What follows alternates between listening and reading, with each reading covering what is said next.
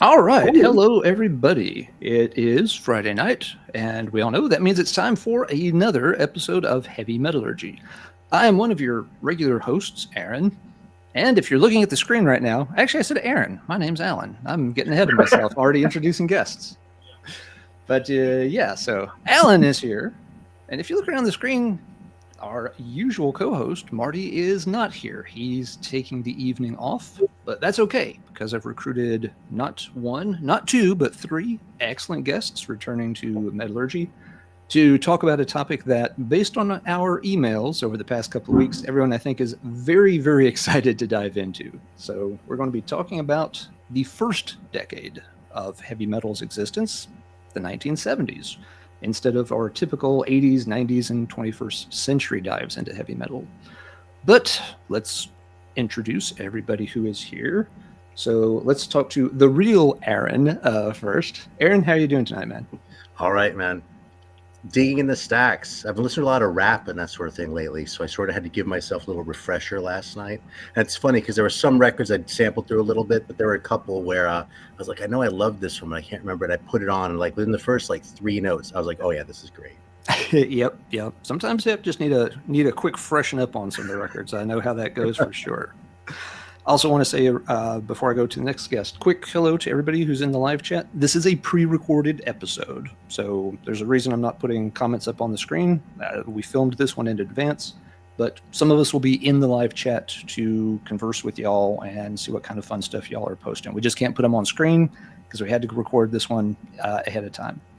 And our second guest then is Jurgen, returning for like the 27th or 28th time. And I hope there will be many more in the future. One of our favorite guests. Jurgen, how are you doing today?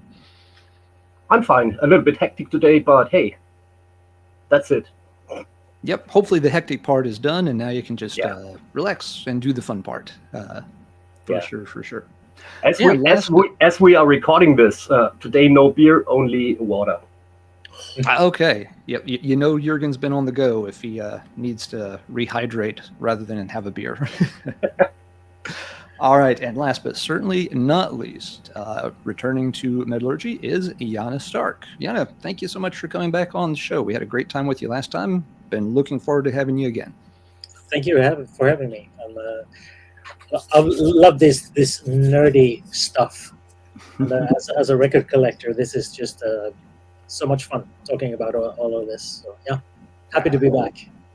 Great to have you back. And yes, when we had you on the first time, we were talking about Swedish metal, but you mentioned a lot of stuff about 70s bands and such.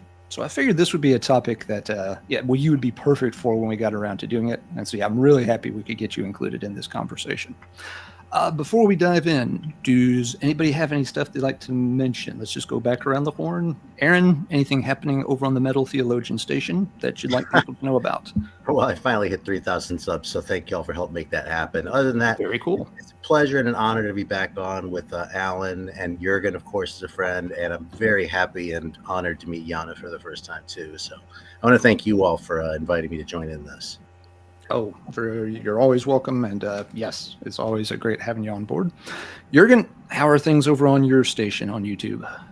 I'm taking a little break because I've got some family issues going on, but I'm pretty sure I will be back. I don't know when, but yeah.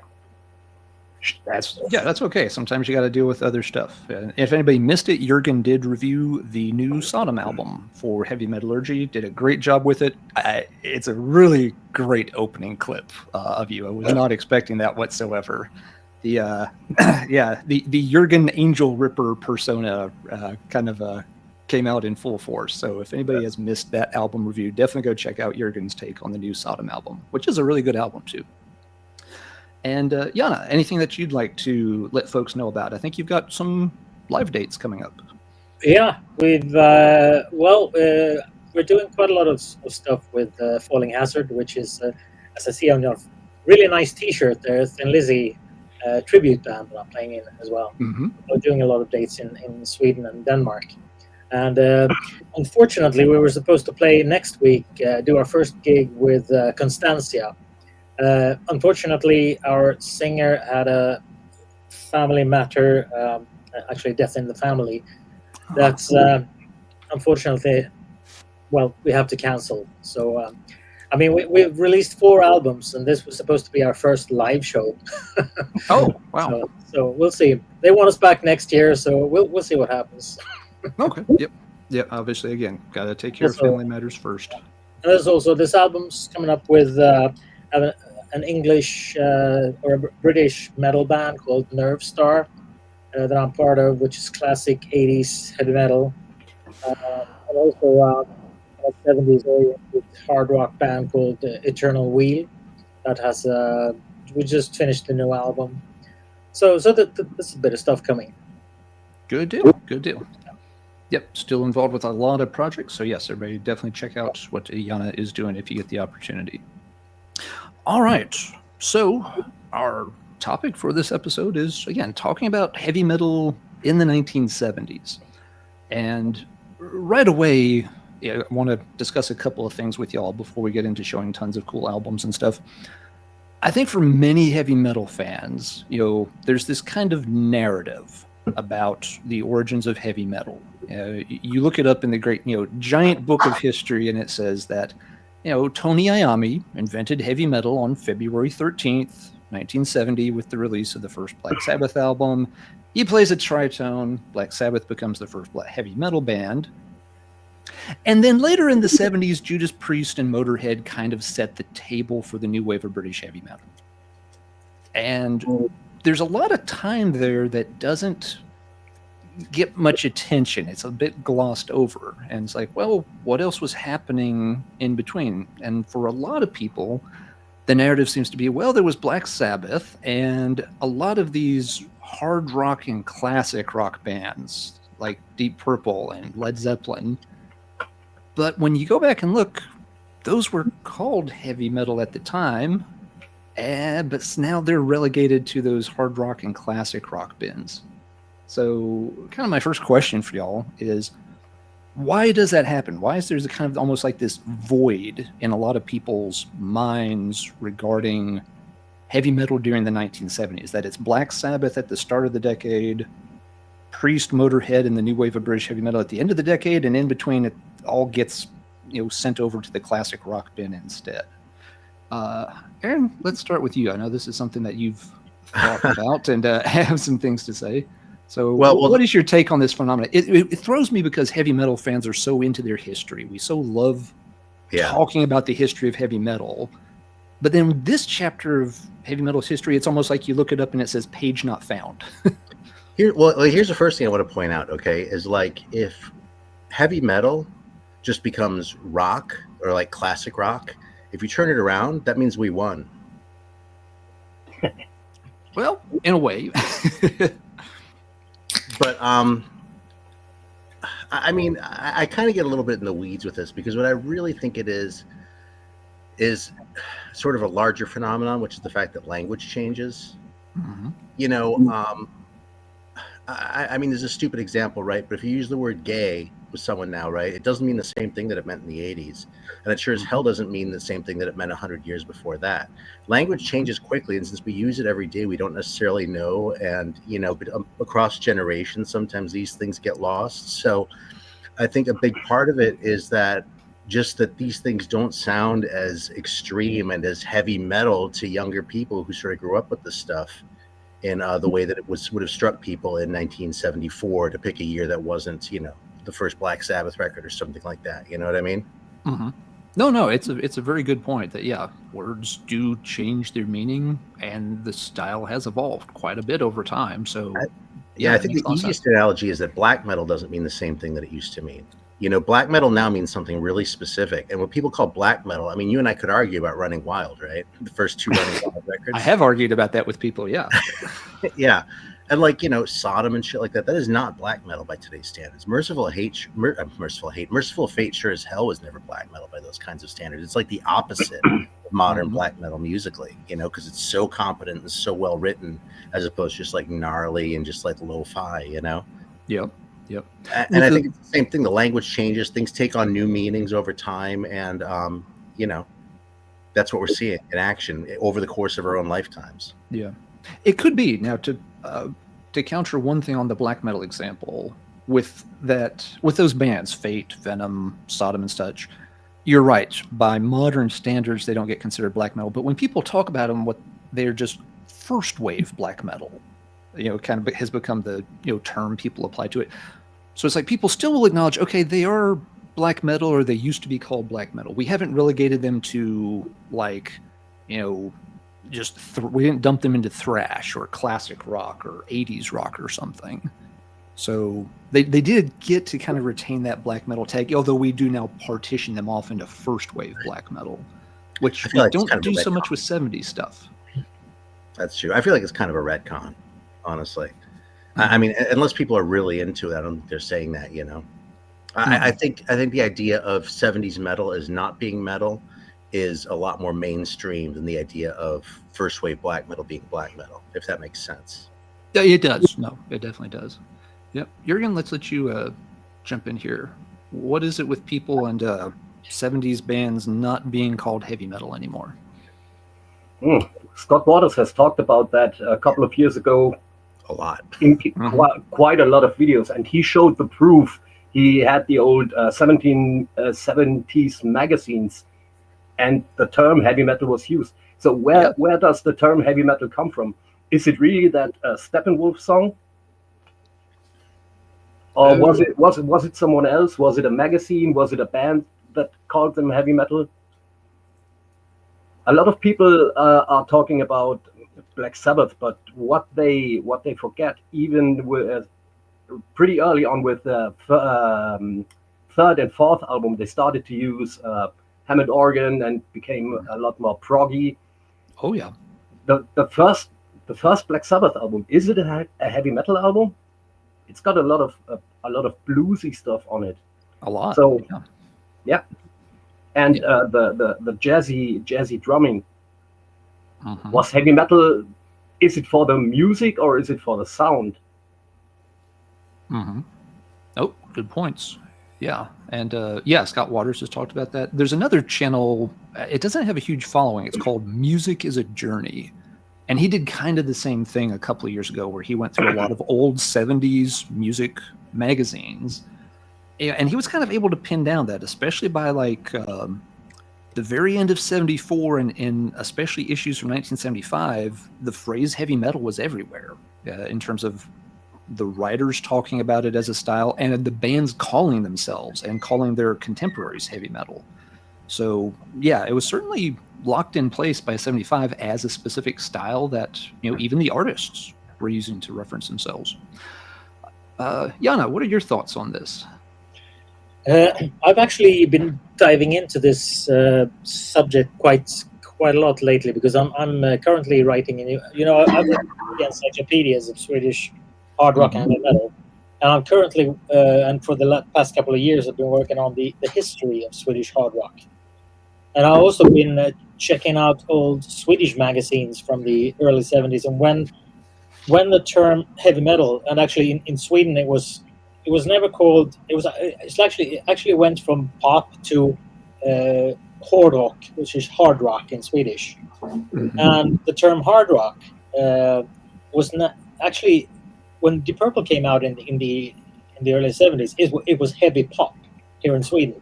They labeled it as heavy pop. And I saw some reviews, and even bands like Rolling Stones. I saw this is a really heavy metal song. I think it was like Jumpin' Jack Flash or something.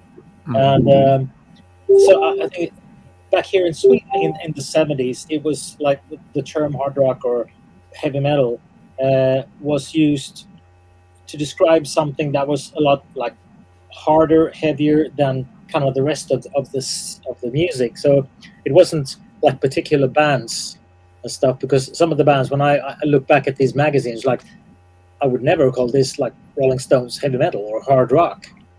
But looking back at the term heavy metal, I mean, the first time that I know of that it was used actually in the press was for Sir Lord Baltimore's first album called the Kingdom Come album in Cream magazine in 1971, where they wrote that the band has pat down all the heavy metal tricks in the book.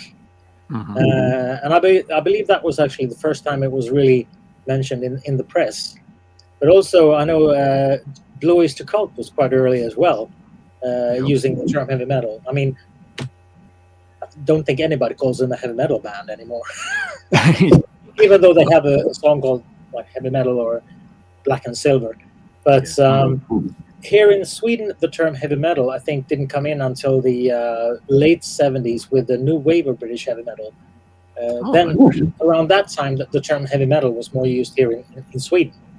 So before that, it was like hard rock or heavy rock, or so Deep Purple has never really been called heavy metal here, not over here.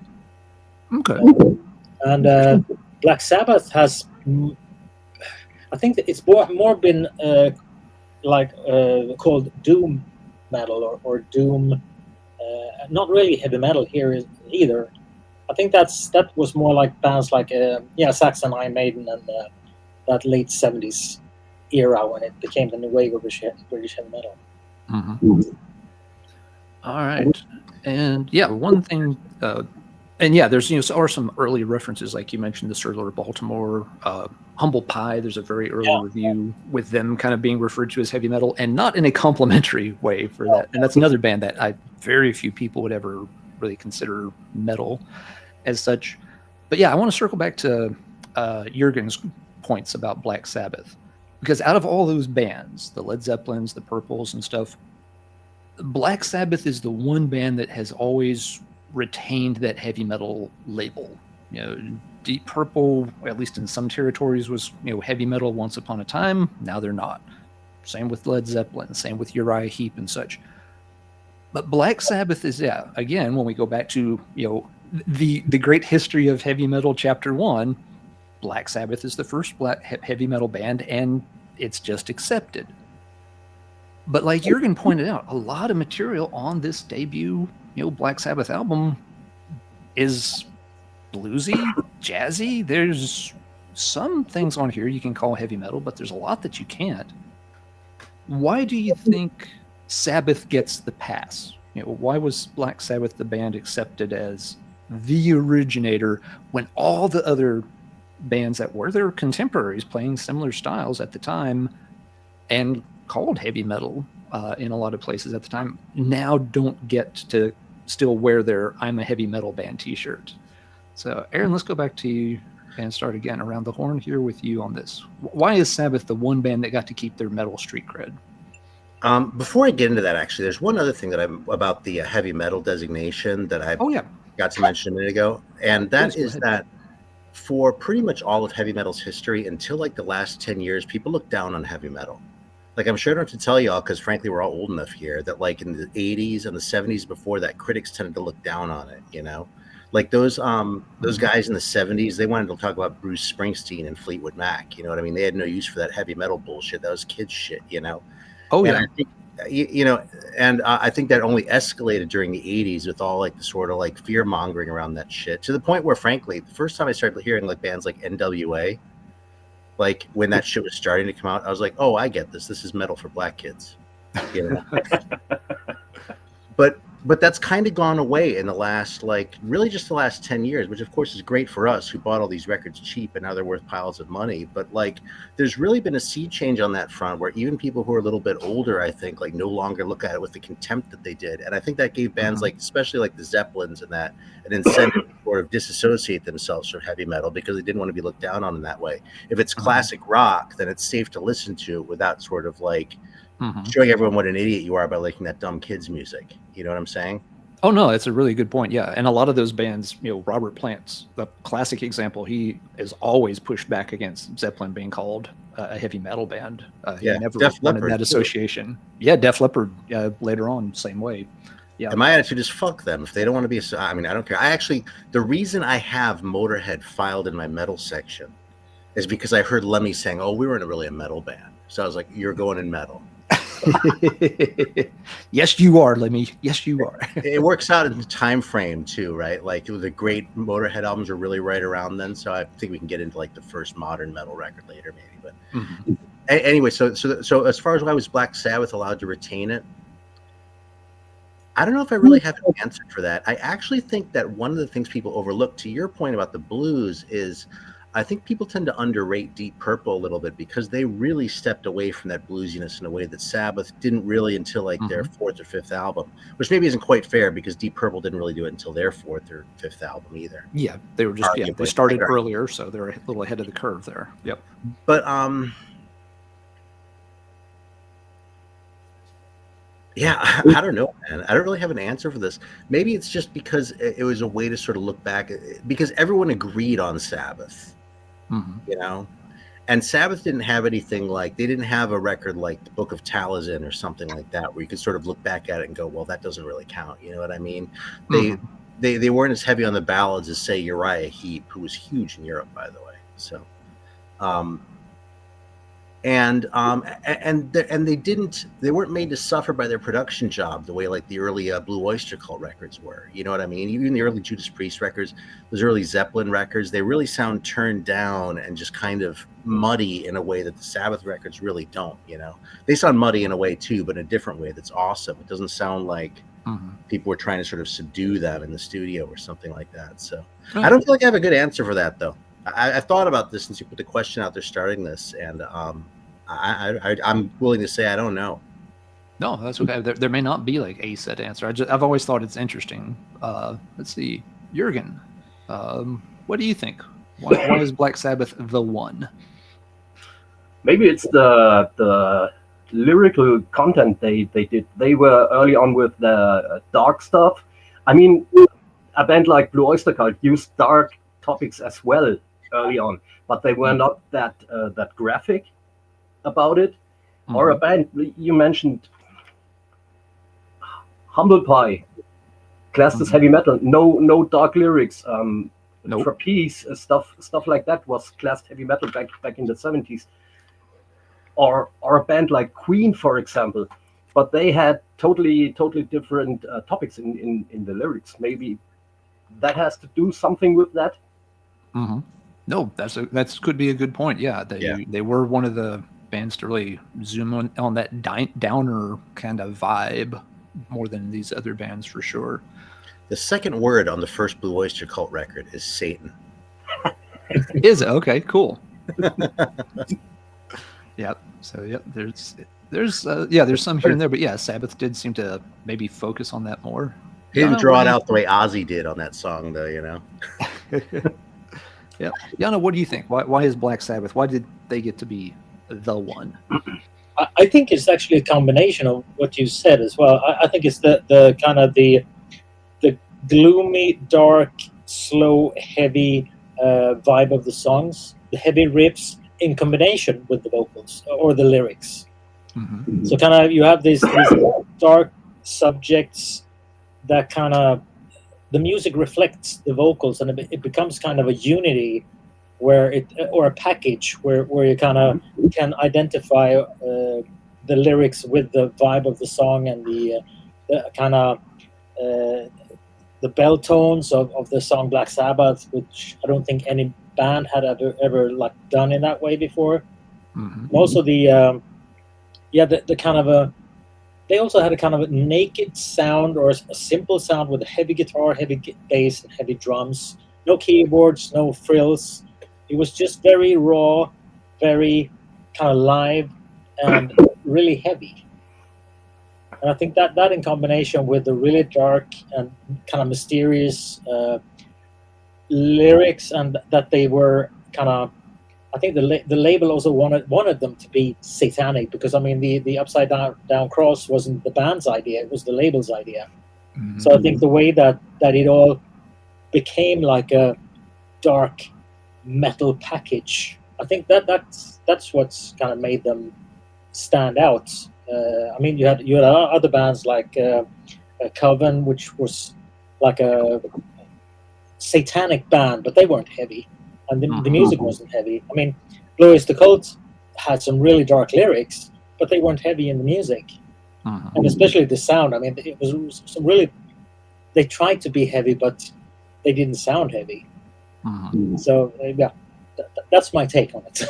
Okay, no, those are good points. Yeah, other bands, did touch on it here and there. Led Zeppelin, has some darker things here and there, but yeah, it wasn't consistent and wasn't delivered the same way. Yeah, for my own 2 cents on this, I've always kind of wondered if part of it was that Black Sabbath was the one band out of all of those, that era of groups that did manage to have a bit of an impact in the early 1980s. So that when, metal was really starting to explode in popularity in the early 80s, Black Sabbath was still on the scene and still put out, some very well-received albums. The two with Dio, of course, Heaven and Hell and Mob Rules, and then the Born Again album, with Ian singing. And yeah, it's not Ozzy era Sabbath. They've changed their sound, but those are bona fide heavy metal records. And so they kind of did get their foot in the door of the 1980s in the ways that these other bands didn't. Deep Purple essentially is defunct by 75, 76. Led Zeppelin, breaks up, at the dawn of the 1980s. That's the end of them. You do have the same thing with Judas Priest. I mean, they were a classic heavy metal band in the early 80s. Mm-hmm. Yeah, Priest is the one other band. Yep. Yeah, Priest is the one other band, and we'll talk about them some more in just a bit, I think. I think I could actually add Budgie as well. Yeah, Budgie, makes it into the 80s, and with the Power Supply album, they became part of the new wave British heavy metal scene. They get part of that. Yep. Yeah, so there's a few others that do. Scorpions make the transition into the 80s well, but change their sound, quite a bit. But yeah, I've just always wondered, you've got Black Sabbath, still making very strong albums there, at least for the beginning of the 1980s, that still had a big impact on things. And then the second part is you also have Ozzy as still very visible through the 80s. And so there's always that oh, that's Ozzy Osbourne. He's a big deal. And he used to be the singer for Black Sabbath. So Black Sabbath never really had a chance. The name didn't fade because he was still always on the scene. There was always that connection, with him still being very popular through the 80s. And so I've wondered if that combination of things has helped Black Sabbath, always retain their credibility as a heavy metal band. In an alternate universe, I do wonder if, let's say, you get to the end of the 70s, Ozzy's out of Black Sabbath, Tony goes and auditions Ronnie James Dio, but it doesn't work out. He realizes there's going to be too many egos here, too many cooks in the kitchen. Let's just call it a day for Black Sabbath and we'll all go do our own projects. If that's the case and Sabbath ended right there, similar to Led Zeppelin at the end of the 70s, would Black Sabbath still be called a heavy metal band these days? Or would it be, oh yeah, Black Sabbath's that great band, they're that great hard rock band that Ozzy fronted back in the 70s? Yeah. I lose sleep over this kind of thing. But yeah, and there's no way to know an answer, of course. But yeah, it is just interesting that one band in particular really has always been the one.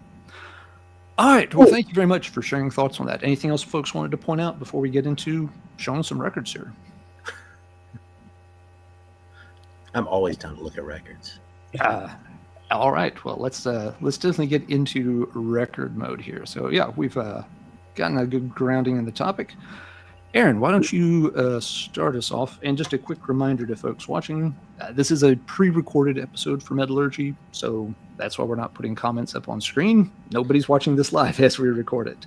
But yeah, we've each picked out a couple of handfuls of things from the 1970s that, we think have that heavy metal vibe to them for sure. So Aaron, what are we going to start with? So for my first one here, I'm actually going to go back even a little bit further. Now, if I prepared for these things properly, I'd be able to tell you exactly what year this is. I think it's 68, but I could be wrong. But this record, Sea Shanties by the High Tide, this is a heavy record. This is easily as heavy as the first Blue Cheer record. And I almost feel like it's an accident of history that Black Sabbath sort of got more traction than these guys did, because this record is probably as heavy as the early Sabbath too. Now, it doesn't have that darkness, right? And it doesn't have the sort of occult shit going on, right? But just as far as like the distortion on the guitars and just sort of the way they're beating on the instruments and that, this is more psychedelic. Yeah. Yeah.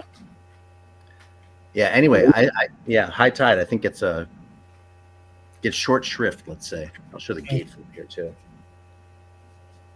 Oh shit! Let's see if we can do this right.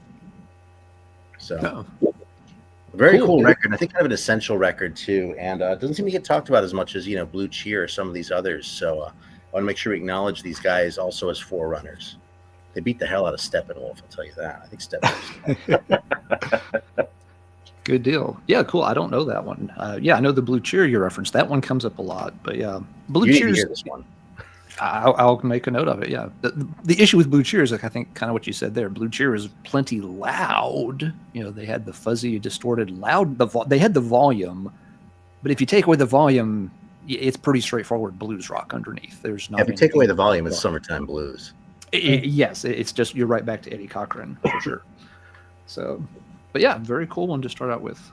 All right, Jurgen. I'll just keep going in the same order I've been going. So, Jurgen, what have you got for your first pull of the evening?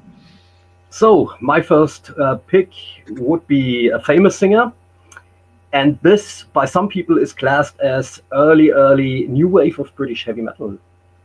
I wouldn't call it that, but the first two Ian Gillan solo albums. I mean, you've got everything. You've got the distorted guitar, you've got the speed, you've got the screaming vocals. I would call that heavy metal. Just listen to the song Mr. Universe, the opening track, second side. This is fast, this is ferocious. Like I said, high screams. That's what you associate with the term heavy metal in my book. Mm-hmm. Yep. And who's is Bernie Tremay the guitarist on both of those, Jurgen? No, not on that one. Okay, he came a different era. Gotcha. Fun fact: I actually have the Marshall head that Bernie Tremay used to record that album in my basement. Yeah.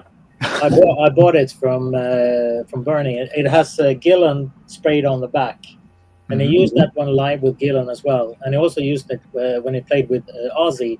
And he actually has some black duct tape on top, and he put it there because he used to pull the guitar up and like scratch it against the top of the amp. So that's cool. And it's a fucking loud amp. That is super cool. No, that's a good pull, Jurgen. And you're right. Gillan is one of those, members of that first wave of heavy metal who did, get a bit of a second push with the new wave of British heavy metal. He's included on a couple of new wave of British heavy metal compilations. Aaron, is it the Friday Rock Show that he's got a track on? Show, yeah. Metal Explosion. Metal Explosion. Yeah, I tend to get those two switched. The two BBC. You also have John McCoy on bass from Samson as well on that one. Mm-hmm. Yeah. So yeah, there's some metallic legs for some of those guys that had been in the bigger bands but then started doing solo careers, and just some of them definitely got that kind of a metal tag back in the day. All right, Janne, what is your first one? I'll start at the beginning. There it is. Lord Baltimore, Kingdom Come. Mm-hmm. I mean, this is just like Black Sabbath. It really sticks out musically. It's not your traditional like blues-based stuff. It's a lot of a lot of heavy riffs, screaming vocals, heavy drums. Yeah, and the fun thing is that I was in a reincarnation of that band back in the early 2000s because I recorded a cover of Woman Tamer from the second album. And I got in touch with John Garner, who was the singer-drummer for Lord Baltimore, and just asked him if it was okay that I recorded a cover of it. And he said, yeah, sure, no problem. Send me the demo and I'll listen to it. Sent him the demo. I didn't have any vocals. So he said, oh, do you want me to play drums and sing on it? Duh. Yes, please. So he did, and he sent it back to me. Sounded great. And he said, oh, I really dug this. So any chance of you coming over to the US? It would be cool to jam with you. So yeah, I went over to Staten Island where I lived, and we. I mean, I knew all the old solo Baltimore songs, so we jammed in his basement. He had this like electronic drum kit and they had an old guitar and amp and stuff. So we played through some of those old songs and had a great time. And he said, "So, would you be into it if we kind of revive the band as John Garner's solo Baltimore?" Duh. So we did, and I went over there again, and we had a bass player. I still can't remember his name because it was only on one rehearsal. And we played all those songs. We got some shows booked. We were supposed to play the Sweden Rock Festival and some other stuff. And but then, unfortunately, John got cold feet because he figured he couldn't play drums and sing a whole show or a whole tour. So he was thinking about taking in another drummer, and he was only going to sing, and that would be causing economical problems back and forth. And it's never happened. That's a So shame. we did record that song, and I also have a 30-minute jam we did recorded, which I kind of turned into a song, added some bass on the lead guitar as well. But it's got his vocals and drums and everything. And it was it's a fun memory, I'll say. Oh, for sure. Yeah. That's awesome. Yeah. Yeah, very neat. Yeah, and Sir Lord Baltimore is one of those. Not only do they have kind of the visibility from that footnote in history being possibly the earliest printed reference of heavy metal. That was a band that's been championed by some folks in the underground for a long time, like Bobby Liebling from Pentagram. Is always Sir Lord Baltimore is always one of the first bands he will name when asked about what were the other big great bands that you worship back then. And he actually got in touch with me because of he knew that I had been in playing with John, so he got in touch with me, and really we talked a lot about Solo Baltimore. And actually the English band that I'm in now, Nerve Star, we're actually doing a Solo Baltimore cover as well, Hard Rain Falling, which is really like a really metal kind of song. So I got into Solo Baltimore because someone put me onto the Lester Bangs Psychotic Reactions and Carburetor Dung book, and I literally went through the index and went looking for every single band that was named in there, and there was one passing mention of Sir Lord Baltimore, and I was even incorrect in the index. It was under Baltimore, Sir Lord. So that didn't make it any easier to find, but I found there was a place I could special order a CD of it back in the early 90s, and when I got that home, I couldn't believe what I was hearing. Absolutely blew my mind. And my second sort of trip out with that is that cover looks really modern too, right? But it didn't have the pictures in the gatefold. And when I eventually got it on record, looked at the gatefold, it looks all 60s psychedelic. I was like, what the fuck, man? Well, that's funny about the index. Somebody actually thought it was like a person's name. It's like first name's Lord, second name Baltimore, and I guess they have a fancy title. And geez. I think there was a person named that, but I couldn't tell you anything about him. Yeah, but definitely not the way to index it in the book. Yeah. And there was also this rumor that John Garner was singing on the Bloody Mary album. Really? Yeah, but he didn't. They were in the studio around the same time, but he never sang on the album. But that was a rumor because there were no names on the artwork on the Bloody Mary, and it had some kind of similarities in the style and the sound. So, but yeah. Okay. All right. Let's see. For my first pick here, I want to be picking some relatively low-hanging fruit. I discussed this with the guys ahead of time that I wanted to let them pull the cool, obscure stuff, and I would cover a few of the more basic bases. Because while it's a style that I'm really interested in, I don't have nearly the history of diving into it that the three of you do. So one that we've already mentioned in passing, but definitely has to come up, is Judas Priest. I picked Sad Wings of Destiny because it's my favorite among their early ones. Yeah, Priest is the one other band, from the 70s that has always retained their, heavy metal tag. There's never been any movement to push them off, into the classic rock bins, really. And with very good reason. The Rock-a-Rolla album is kind of an anomaly, and the band has always said for years that there were a lot of issues recording Rock-a-Rolla. It's not the songs they wanted to record. They reportedly already had tracks like Tyrant in their live set. They could have put some of those tracks onto Rock-a-Rolla, but label interference and engineers and stuff, it didn't work out. But yeah, in '76, you have Sad Wings of Destiny comes out, and I think this is the album that starts to show the way forward for heavy metal.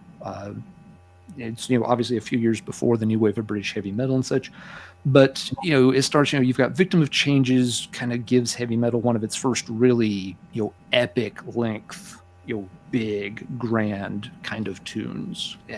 You've got the Ripper and Tyrant showing the other end of things. It's showing here's how you compact all the heavy metal sound down into just a 3-minute song and have it absolutely just destroyed.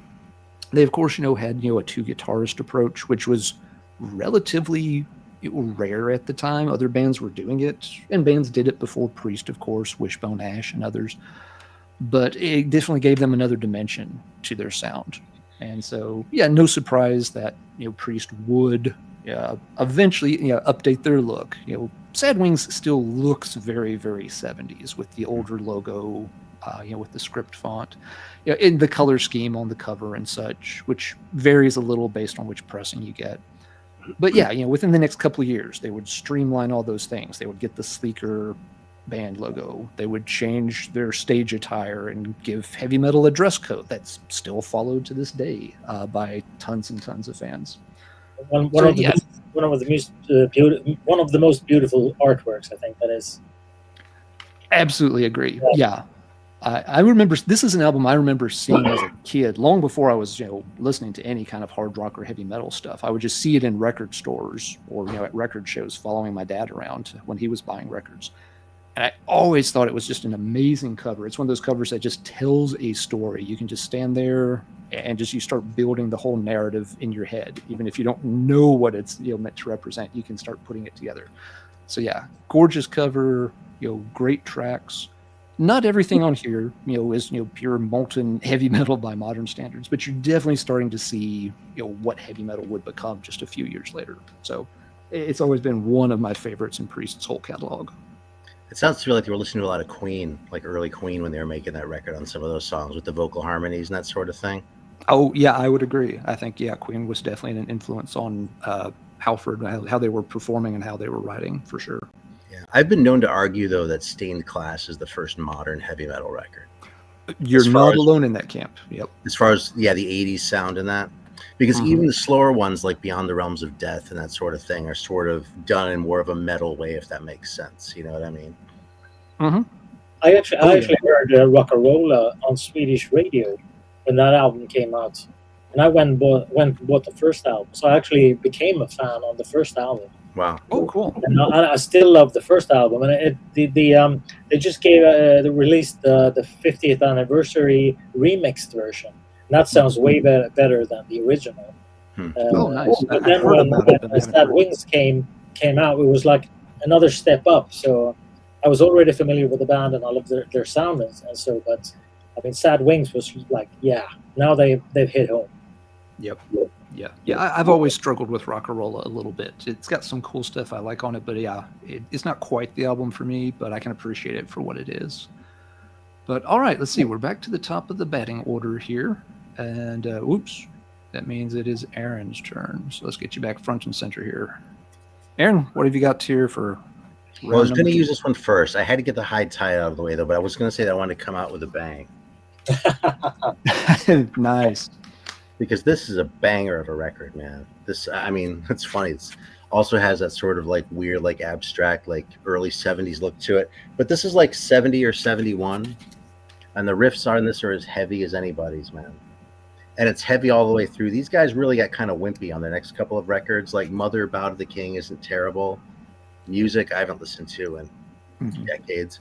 But this record, man, is the one to come back to. This first Bang LP is just so heavy, so rockin'. And it was really right there at the beginning, too. You know, it's Maybe not quite with Black Sabbath. I want to say this is 71, but yeah, it's fantastic. And it has 8 songs on it too, so it doesn't overstay its welcome. It leaves you wanting more, which I think is the hallmark of a great LP. So yeah, Bang, don't snooze on them. For a while it seemed like when people were talking about early bands that weren't as well known, that Bang and Sir Lord Baltimore would come up together. And I kind of feel like in the last 10 or 20 years, Sir Lord Baltimore has kind of eclipsed Bang, but don't snooze on that record if you don't have it. Yeah, I agree. Sorry. No, go ahead, please. No, I saw Bang I think it was 3 years ago here in Sweden. It was 2 of the original members.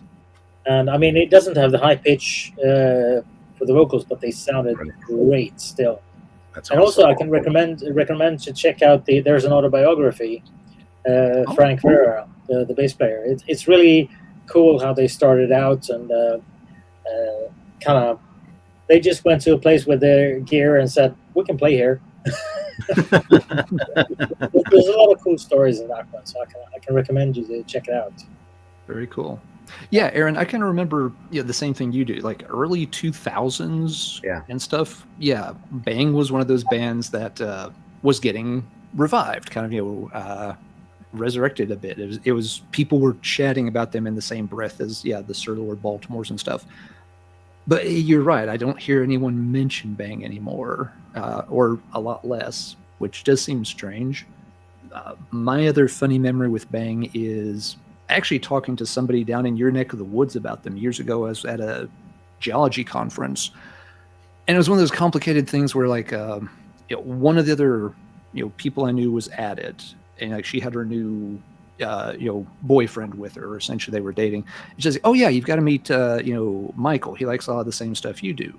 And it turns out he was a geology professor at Charleston, and so we're meeting kind of as geologists. But once we kind of get the the basic geology stuff out of the way, he's like, "So, have you ever heard of Bang?" I'm just like, "Yeah, the debut album is great." And he's like, "Oh, you know Bang?" And so all of a sudden, it's just like, "Fuck the rocks, let's talk about Bang for a while."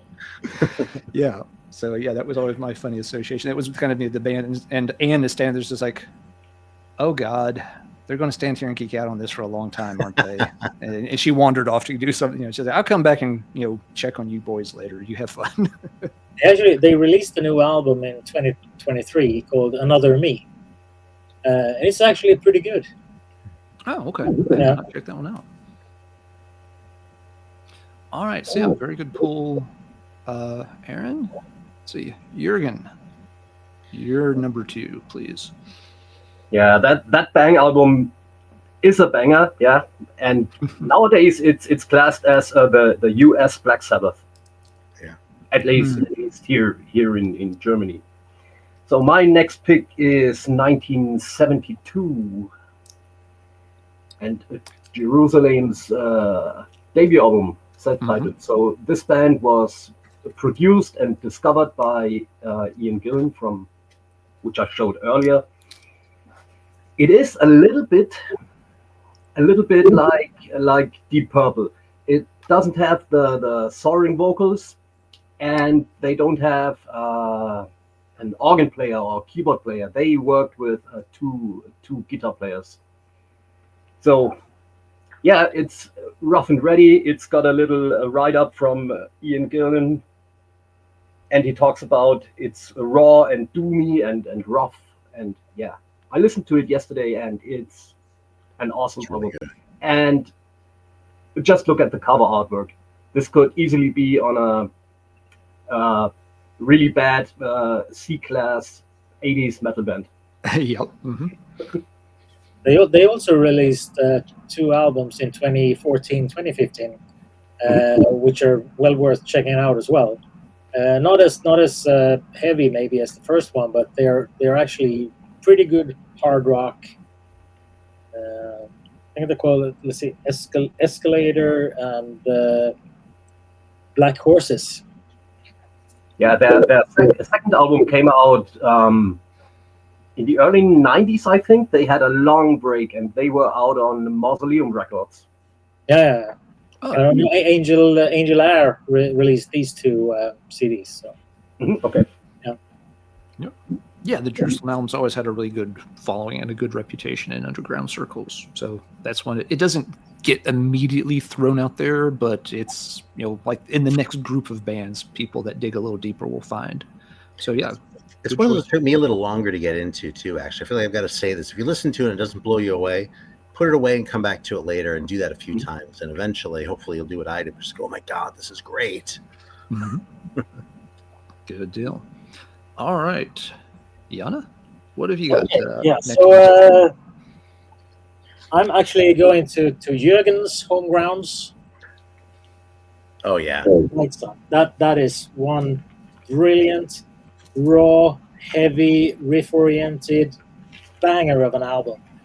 1972, Morning by the band Night Sun. Yeah. I have the Polydor version. It was originally on Zebra Records. It was really expensive. It's also been released on CD by Second Battle.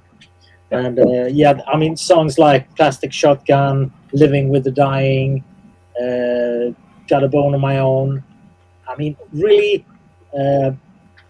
brutal strats through a Marshall and a heavy distorted Hammond organ and heavy drums and great vocals.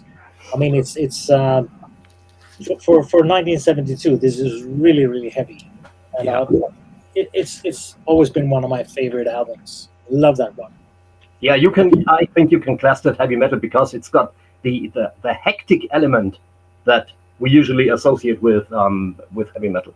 Yeah. And the funny thing is, Night Sun were somehow connected to King May.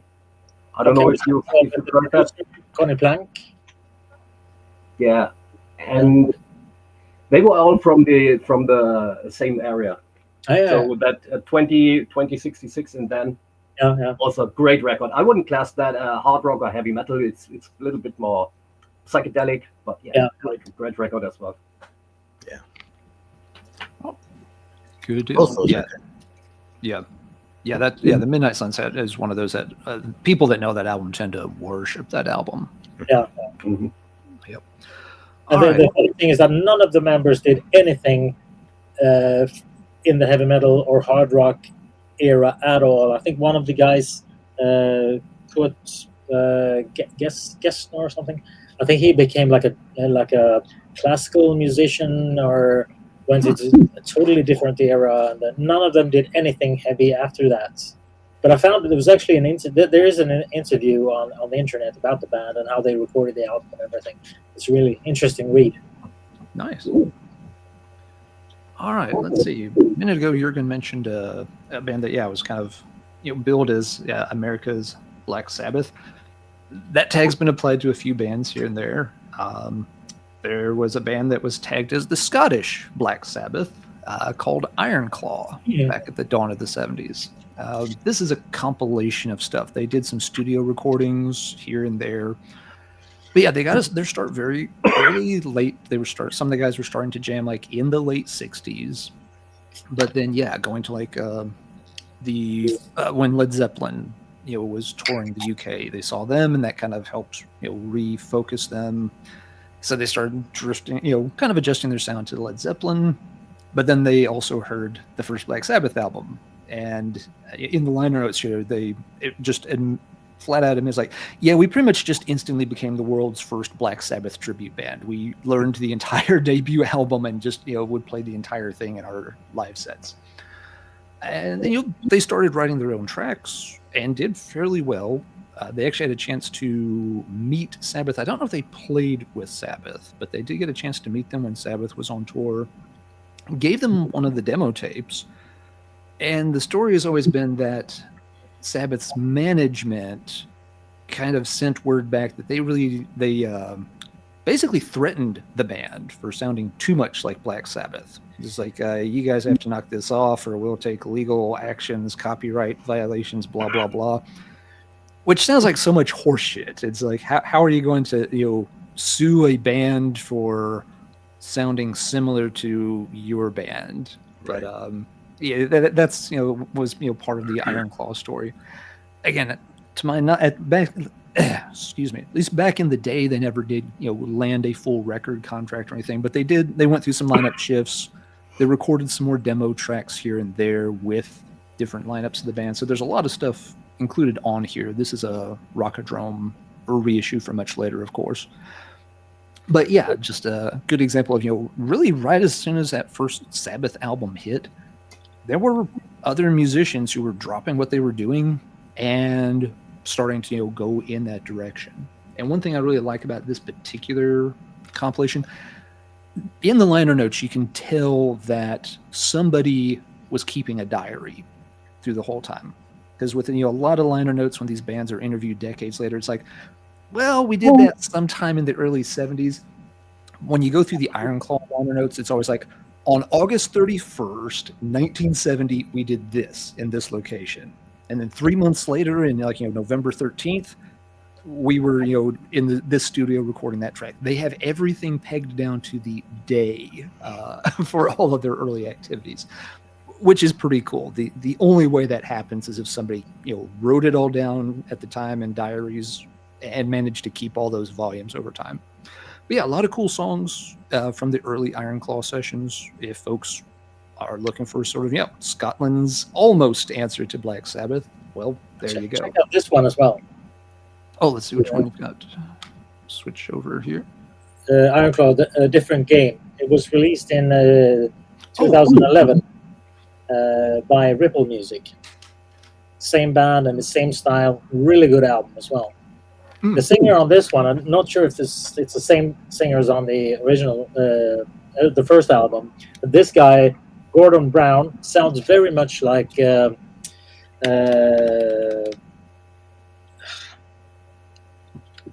Samson singer Nicky Moore. Nicky Moore, yeah. Sounds very much like Nicky Moore. Yeah, I've seen that record, but I've never heard it. Never heard Check it out. It's really good. Cool.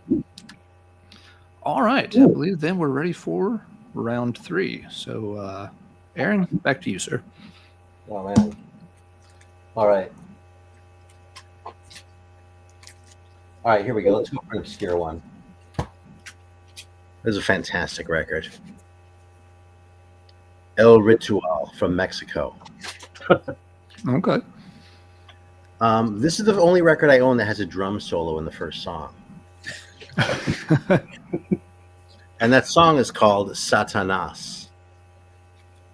So yeah, early stuff. This is, God, I don't know when this came out.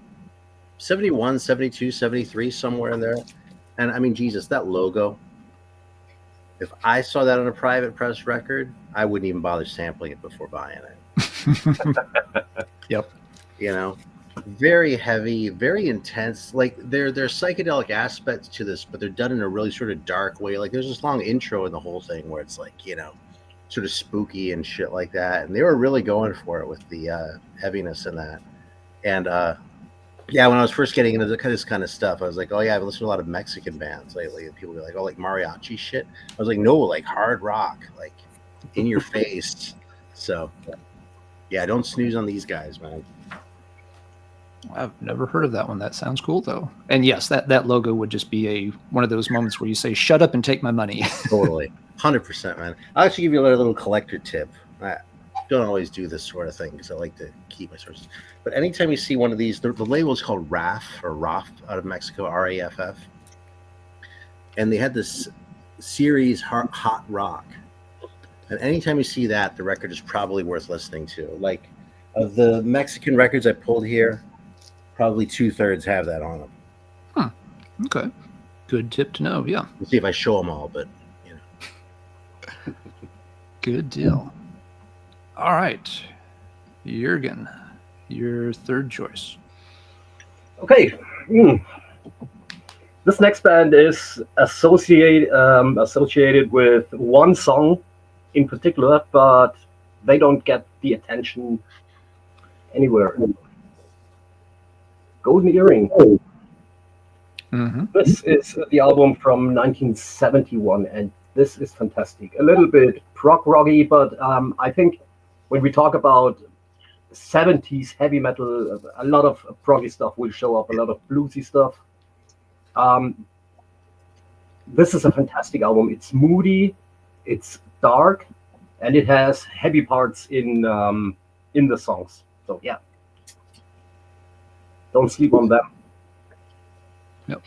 Just because of fucking Radar Love. Although Radar Love is a heavy song. Mm-hmm.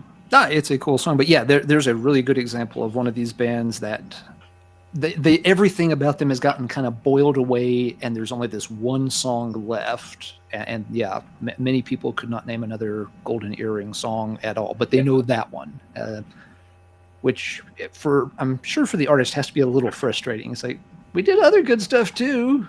It's great that song did well for us, thank you, but it'd probably be nice if the other stuff got acknowledged more often. The first song I always think of was actually Twilight Zone, off the Cut album from the 80s, because it was on MTV.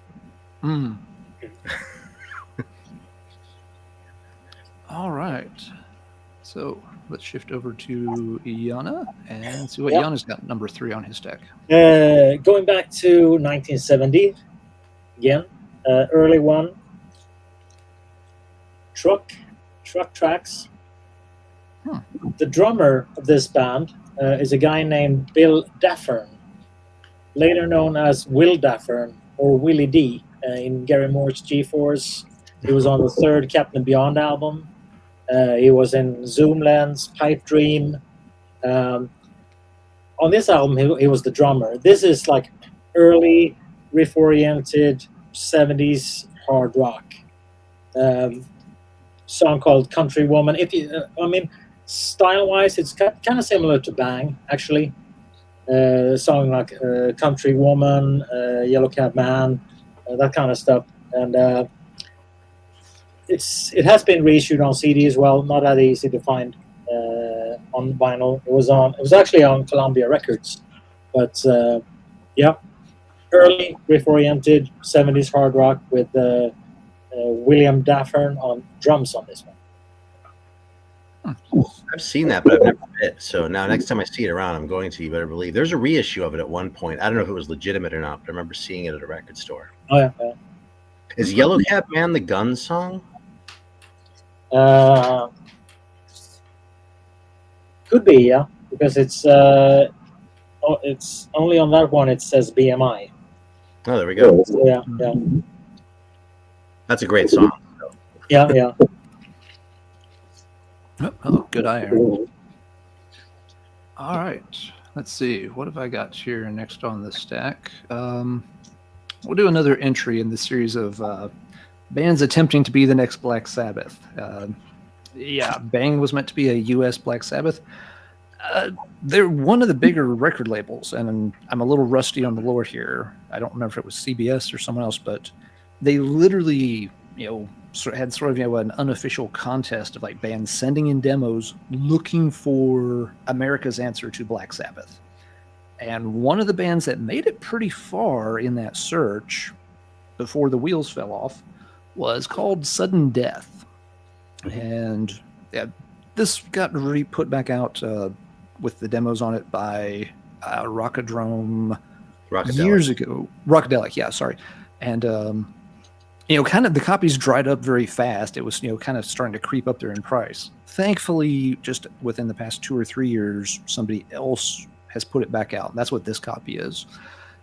The first thing, again, is just, you see this cover and, any heavy metal fan worth their salt is going to be curious. Because it's a kick-ass cover image. You've got skulls and monks and crosses, and some creepy bad shit is going down in this scene for sure. The cover kind of is similar to, do you know the band Curse the Sun? A new heavy stoner rock band. Their artwork is pretty similar to this one. Okay, yeah, I don't know that one. It reminds me a little bit of like the Joe Stepp album cover, without the person being murdered in the middle of the scene, but just that same very creepy vibe. But yeah, the cover image is a little misleading. Yeah, the band's not this heavy. They're not like scary heavy, but they do have their moments. There was a California band. Again, they'd been on the scene, developing, getting heavier. And yeah, this, the label liked them enough. They brought them into their main studio. And again, I'm going to say the CBS studio. if it was a different label, apologies that I'm a little rusty on this one. But yeah, they had some, really heavy tracks mixed in with some, tracks that maybe had, a little less of the heaviness to it. But just, image from the back cover. There's a really good set of liner notes included with this too. It's got a, booklet with a very long interview with one of the members, kind of going through their history of, going from playing random house parties and stuff like that. Being like, this close to having, the big recording contract. It sounds really good too, because it was recorded, in a nice studio. But then again, label kind of waffles. Members are starting to drift in and out of the band, and the whole thing just didn't work out. My understanding, if I remember the narrative correctly, the tapes were lost for a period of time. Nobody really had them. They just assumed they were lost in the label vault or whatever. But then somehow they did make it out into private collector hands. And as such, Rockadelic was able to work it out to put it out. And now it's been reissued again. So, very cool looking presentation. And there are some really good heavy tracks on it. Like Jurgen said before, there's a couple of tracks that really have that kind of, frantic, frenzied sound to them. Not all the tracks do, to be very clear. There's other tracks that are a lot more, not laid back to the point of like, the Beatles or something, but there are tracks that aren't focused on the heavy aspect as much as others. But the Sudden Death one is now readily available for a much better price than it has been for ages. So if folks are into this kind of thing, this is a good time to pick up a copy of it. I had the Rockadelic version of that for a long time, and I tried so hard to get into it. Mm-hmm. It never quite made it for me. I eventually let the record go. I don't think I have it now. Yeah, that's fair. Cover. As the whole album, again, it's hit or miss when you go from song to song to song. So I can get that. I like the heavy tracks. You know what I mean? Sorry, it promises too much. If they toned it down a little bit, it might have been easier. But like they promise so much, then you're like, man, this is just not it. That is true. If you buy it really thinking it's going to sound like the cover looks, you are going to be a little disappointed. All right. So that was end of that round. So Aaron, we are back to you here. It's funny, I had a different one, but this one just seems to follow that one a little more naturally, and I couldn't tell you why. So this is sort of a one-off from a guy who actually made a lot of records, but there's only this one that really belongs in this video. And that is Neil Merryweather. Now, the album before this, Space Rangers, I think is one of the great underrated, I think is one of the great underrated glam records of the 70s. Like, I would put Space Rangers almost up there with like the Rise and Fall of Ziggy Stardust, or some of that other shit. I really think it's underrated, but this is the one where they really go nuts and just fucking rock. This thing has the distortion. It's awesome, and you get this great band photo too. Being true to the era, right? Yeah. Anyway, it's an easy one to overlook because it looks like it could be a disco record almost, But this thing will blow your fucking mind if you haven't heard it. Yeah, I've recorded 3 albums with Neil. No. Damn. Yeah. The thing is that I was going to do a cover of the song Kryptonite on my Mountain Power album, and then I got in touch with Neil, and I wanted to kind of combine that with Give It Everything We Got, and so I asked him if it was okay, and he said, yeah, sure, no problem. I said, if you need any help with anything, just let me know, because I haven't been in the music business for some time because my wife had cancer and I stayed home with my wife. And I was also doing a cover of Walter Rossi, Canadian guitarist, and Charlie, his old band. And I combined 2 songs there, and I was in touch with Walter as well. And then I didn't have a singer for that one. So I checked out what Neil had been doing the past couple of years. And he actually had released a couple of albums with 100-Watt Head. Kind of a bluesy, heavy thing with Dusty Watson on drums, and Neil and Dusty was actually Lita Ford's backing band on the Out for Blood album, and it was Neil that designed her clothes and her at the time her boyfriend Nicky Six. He was the one who designed their clothes.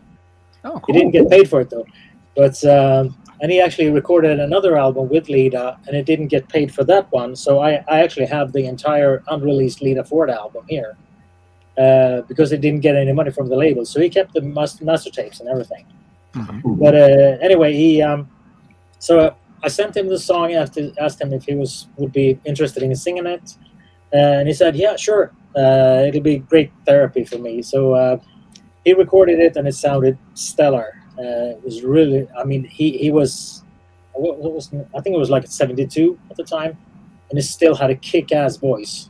Awesome. And then he said, "I think this was really fun. Do you have any like original songs or anything that's that maybe we could work on together or something?" It's like, yeah, I have a deal with Grooveyard Records, and they want me to do like a solo album. I'm not a singer. I write riffs and songs. So I had a couple of songs already written. So I sent him one song, and 2 weeks later he'd written the lyrics, recorded the vocals and everything, and sent it to me. It was like, shit, this is really good. So we kept working. I sent him some songs. He sent me some ideas he had, and that became the first Merryweather Stark album, Carved in Rock. That was released on GMR Records, on both on vinyl and CD. And then we started working on a second album.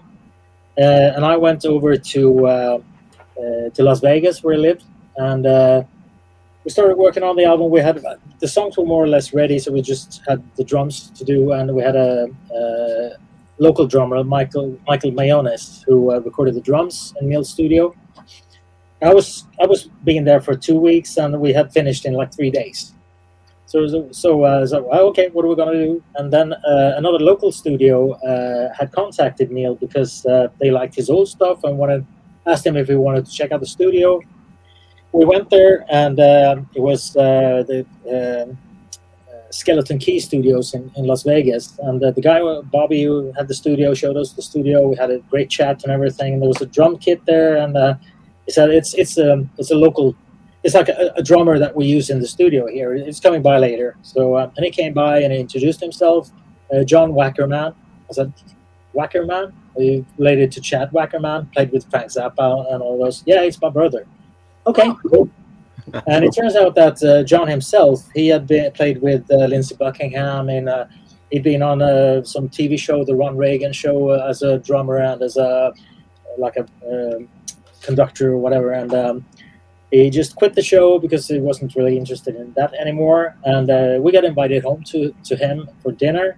So we went there a couple of days later, and the guy from the studio, Bobby, was there as well. And he said, so the studio is free next weekend if you this weekend if you want to come in and jam. So yeah, sure, that'd be cool. So we went in on the Saturday. He had set up for recording and everything. I went over to Mike Varney, who's an old friend of mine, and borrowed a guitar from him. And we wrote and recorded 3 songs on the Saturday, 4 songs on the Sunday. And I sat in Neil's, because I was staying at Neil's house, and I was in his couch writing some riffs on an acoustic guitar, recording it on the phone just to have something to kind of work on. And so that then on the Sunday, Bobby said, "Well, you almost got a whole album here. The studio is free tomorrow morning as well if you want to come in and like do 2 or 3 more songs." So we went in there, we finished 2 songs, and we had like 15 minutes left before John was leaving, and he said, "Well, okay, just start playing a riff, and I'll come in and we'll see where it takes us." So we just recorded like a jam thing, and that became the last song on the album. And that became the Merryweather Stark Wackerman album, Cosmic Effect, that was released on Metalville. And the thing is that sorry if I'm talking a lot here. Oh, that's okay. Please do. Go. But the thing is that we finished. I mean, everything is the drums and some of the basic tracks are just live, and I fixed some of the guitars. I added some leads and stuff, and re-recorded some of the bass. and Neil wrote the lyrics and recorded the vocals at his studio. And then I was supposed to come over to Las Vegas. We were supposed to finish the album, to mix it and everything, and COVID struck. So I couldn't do it. And then just about a week later, Neil said that I have a problem because I'm writing stuff on my phone, but I can't read what I've written. Like, okay, so maybe you should check your eyes or see if you've got diabetes or something that is affecting the eyes. Turned out he had a brain tumor, malignant. And so they gave him about a year, and but it was pushing on the visual nerve. So he said that they could operate and remove the tumor itself, but I mean it had already spread, but at least it wouldn't affect him that bad. So he did that, and he got back from the hospital. And I got a call from his fiancée, Kat, and she said, Neil would like to FaceTime with you if you got the time. Yeah, sure. And we chatted a bit. He has a great sense of humor. He was tired, but he was in a good mood. And we talked about finishing the album. And he also had he had a new Space Rangers album written as well and recorded, which he wanted me to help him mix. And we chatted a bit, and I said, when this is finally over, you come over and we'll finish the album, and you help me mix the Space Rangers album. We'll finish that. Mm-hmm. And this was about 6 or 7 in the afternoon. And in the morning, I woke up and I had a message that Neil had passed away 3 hours after I talked to him. Oh, jeez. So and he that came as a shock because we thought it had at least like a year or something, but. So the album was finished, but his vocals were in his studio, and the Kat, his fiance, didn't have the knowledge to like even open his computer. So like when everything was lifted, the restrictions and everything, I went over to Las Vegas and started digging into his studio computer and everything. I got the tracks for the vocal tracks for the album, and also the tracks for the Space Rangers album, which we're also finishing up. That'll be released hopefully later this or very beginning of next year. That was my Neil Merryweather story. Oh, that's really interesting. Okay. But if you're into his older stuff, you check out the Merryweather Stark album as well, because albums kind of the same. You can hear Neil's vibe. His vocals is the same style. And the heavy riffs and kind of that. So the Kryptonite style. Right on. Yeah. Mm-hmm.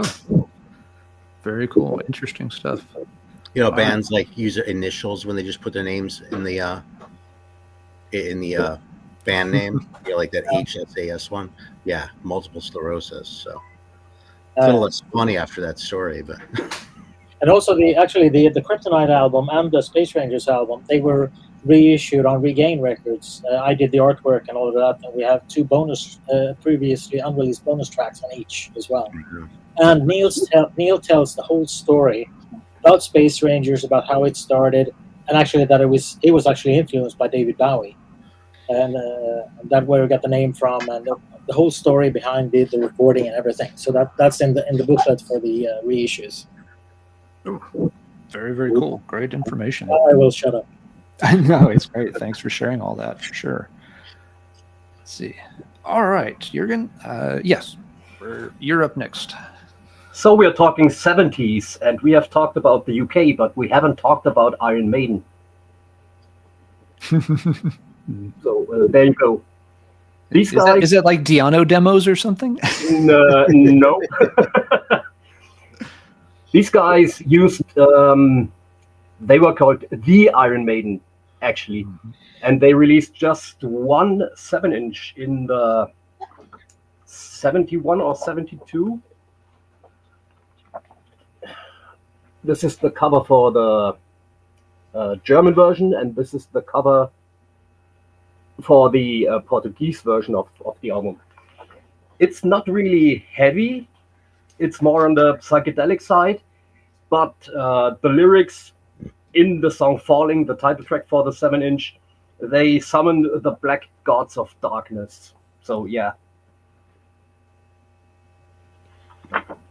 This is the actual artwork. So this has been reissued by Lee Dorian's label, Rise Above. Rise Above. Yeah, Rise Above Relics. So big shout out to Lee Dorian, who made a lot of that shit available again. Mm-hmm. Yeah, Dorian's done yeoman's work getting a lot of that stuff, getting eyeballs on it when it could have disappeared. Yeah, very cool. All right. Oh no, let's move this one over here. So Janne, you're next. Yeah, here's one album that you don't see that often either, and it's very overlooked. It's a band called Steel. They did one album in 1970, and it's the guitar player is a dead ringer for Leslie West, that kind of fat 70s tone, and it actually has Dwayne Hitchings on keyboards from the Image and Blues Image, and that. And it's if you look at the band, it's they look more like some kind of jazz disco band, or but this is like really 70s riff oriented, early mountain style hard rock. There's a couple of songs that are more like bluesy, but songs like Eye to Eye, Never on a Monday, Merry-Go-Round, Rosalie is really heavy riff-oriented 70s hard rock. Steel. The album was reissued with some they changed out some tracks under the name Charmer, and it's really rare and hard to find. But this one is not that overpriced, so yeah. If you're into like early mountain kind of style. Yeah, I've never heard of that one either. Very cool. Is that the Bob Seger song, Rosalie? I'm going to do this with everyone. Rosie Lee. Oh, okay. Yeah. All right, let's see. Next up, a band we mentioned briefly earlier. Put out their first album in '71. I think they were always bigger in other areas than the U.S., but this would be Budgie with their debut. Oh yeah. Which an album I like a lot. It starts off with one of listening to this great heavy fat riff to guts. It has an early version of Crash Course and Brain Surgery on it, one of the songs that most folks will know from Budgie. Closes with Homicidal, Suicidal. So, several really good, heavy, again, very, very heavy by 71 standards, puts them in the heavy metal category at the time. One thing that always stands out on Budgie albums, though, is not all the songs are heavy. Budgie has, some heavy tracks on each album. They have some ballady tracks on each album. There's usually at least one song that sounds like it's, sort of, meant to be their ode to the Beatles type song on most albums. And that's something that was actually pretty typical for heavy metal bands in this era. It's not like bands back then were making an album of like non-stop bludgeoning heavy riffs or non-stop super fast, galloping guitar playing or anything. Heavy metal bands in this era, the albums were very varied. Janne, you were just mentioning Mountain. Mountain did that. You'd have Mississippi Queen on, an album. And then you'd also have something like, a theme from an imaginary Western. It's a very, very different style. And I wonder, I didn't think of this earlier when we were talking about why, some of these early bands don't get a lot of attention anymore. I wonder if that's it, because something that did happen later in the 70s and certainly in the new wave of British heavy metal is that you reached a point where a heavy metal band made a heavy metal album and people expected all the songs to be heavy metal songs. They all had to have sharp guitars and big solos and thundering bass and stuff. in 1976, Judas Priest could put odd songs on an album. You could have Last Rose of Summer on, Sin After Sin. You couldn't have put Last Rose of Summer on Screaming for Vengeance, I don't think. That would not have gone over well. And maybe that's sort of an issue, that when people do go back and check out some of these, albums that we're discussing, you'll find heavy songs, but you also find a lot more variation than what maybe a modern, heavy metal fan is used to processing on a quote-unquote heavy metal album. Budgie's always been the poster child for that phenomenon for me. Every album's got some, really good bangers on it, and every album's got some okay, that's different. Some of them are good. Some of those tracks are great. Some of them are okay. This is a 59-second acoustic ballad with Burke Shelley's just kind of crooning very softly, and then you go into something like Nude Disintegrating Parachutist Woman. It's a real up and down ride with a lot of these. I like that variation in these 70s heavy metal albums, but I could see it being a stumbling block for younger fans who are not used to that. If you're used to Lorna Shore or something, you're used to every song being crazy, over the top intense. You're not used to having ballads or mellow tracks interspersed with other things. But it's something you definitely come across with a lot of 70s. I did two Budgie tribute albums. Oh, okay. I knew you were associated with these. I don't know the details though. Yeah, with Tony Borge as guesting on guitar, and also Steve Williams playing on a couple of tracks. I got John Gallagher from Raven, Doug Rappaport, Andy LaRocque from King Diamond.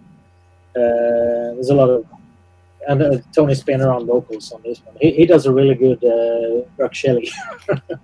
Oh, okay, cool. Yeah, I've always thought Burge was kind of underrated, especially in this day and age. But yeah, they were really, really tight lineup early on. Could we just pause for a second? I just need to check something. I'm smelling smoke.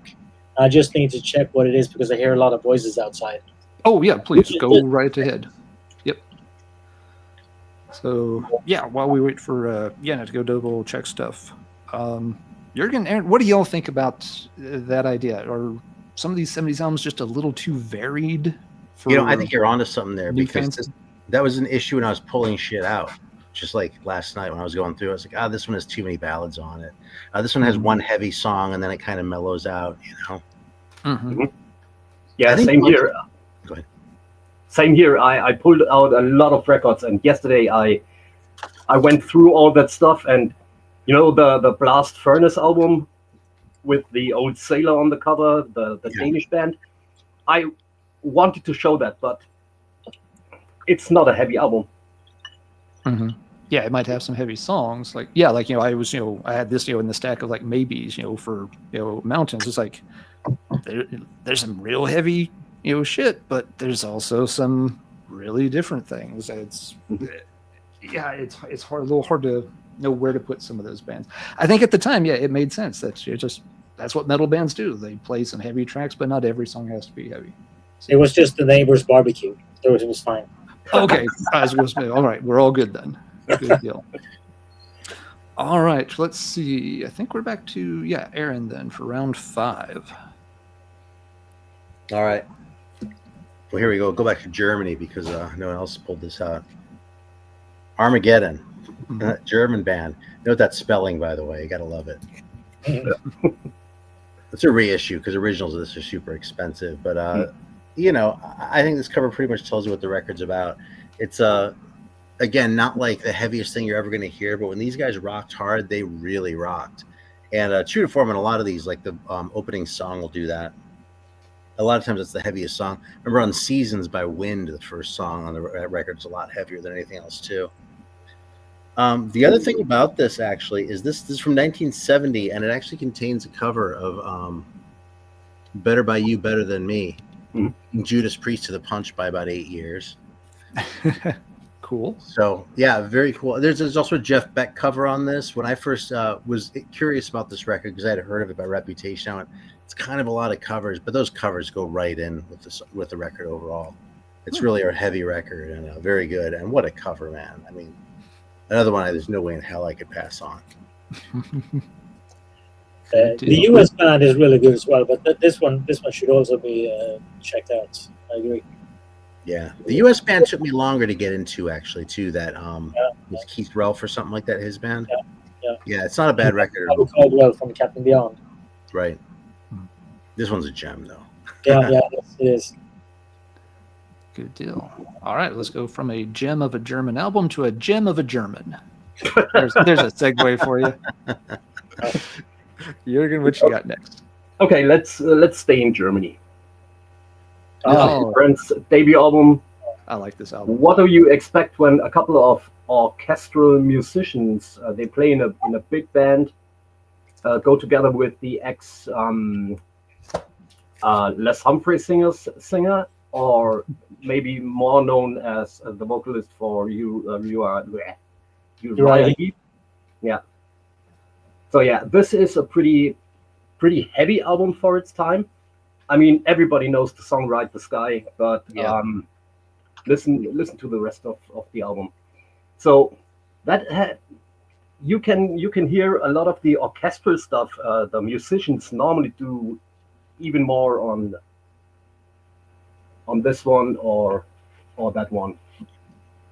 On Banquet, they've got 40 musicians all over. So yeah. Just Rock and Roll Singer is a good one as well. Yeah. My favorite is that one. Yeah. And if you listen closely, King Diamond states those albums as his main influence back in the day, along with the more well-known stuff. And on When the Groupie Killed the Blues, you can hear that very spooky stuff on that. So yeah. Yeah, very cool one. Yeah, I remember finding that first Lucifer's Friend album in a used record store. Yeah, I had heard the band name, but I knew nothing about them. Had never heard a single note. And looking at that album cover, I'm like, I don't know what this is going to sound like, but I am buying it, and we're going to find out. Because that cover, with that cover, it could go in a lot of different directions. I found that one and Epitaph, Outside the Law. They were both on, I think the label was called Billingsgate Records. Yep. Yeah. So, yeah. Yep. But yeah, it became a very cool album for a very eclectic kind of band. Not a gateful of this one. I actually got this record, my copy that there used to be a record store in Cleveland, if you can even call it that. It was like this guy had sort of built out the front of his house, and he had a ton of records there. Mm-hmm. And out front, like he had like records with letters on them that just said records. And if you went in there, like everything was either 50 cents or $1. And the guy who ran it was this guy who would listen to these really scratchy old country records and sit there and smoke cigars. And you go and flip through, and it was, 90% of it was crap, but every so often you'd find a gem like that Lucifer's Friend record. So yeah, as far as I know, they're long gone. Frankly, the guy's probably dead just based on how old he was when I was 20 and how old I am now. But yeah, that's my association with Lucifer's Friend and finding it. We had a record store like that in Malmo, in Sweden, called LP Möller, and it was a really small store, and he was sitting there smoking cigars. So you actually had to cut your way into the store to get in there. And he had like Lord Baltimore, Kingdom Come, $1. I bought Stray, Mudanzas, Houdini, 3-Man Army, like $2, and Nice. All right. See. Okay, my turn. So yeah, I'll be staying in Germany as well. This one, Dirk Steffens, The Seventh Step. I don't have that one. That one is classic. I mean, every track is just killer. He was the guitar player of Birth Control as well, and he produced the second Accept album, the V2 album. He after this one, he made an album under the name Toll House, but it only has one good song. And before this, he had a glam band called Penny Wonders. They just released a 7-inch with kind of sweet kind of style. But this one is like guitar-driven, really heavy, riff-oriented hard rock. Ian Cusick on vocals, on bass. And Ian Cusick has made some solo records as well, and they are shit. But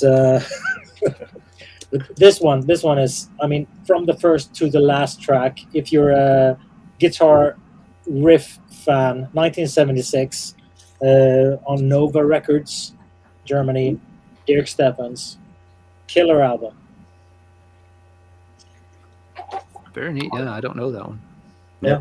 I feel like I've seen the cover before, but yeah, I don't know the music. It was reissued on Second Battle as well on CD, but it's really hard to find even on CD these days. But it's you should check it out, because I mean songs like Just a Game, and which is actually kind of surprising because I heard it on Swedish radio. You don't hear that much hard rock. You didn't hear that much hard rock back then on Swedish radio, but I heard Just a Game, and I was like, I need this one.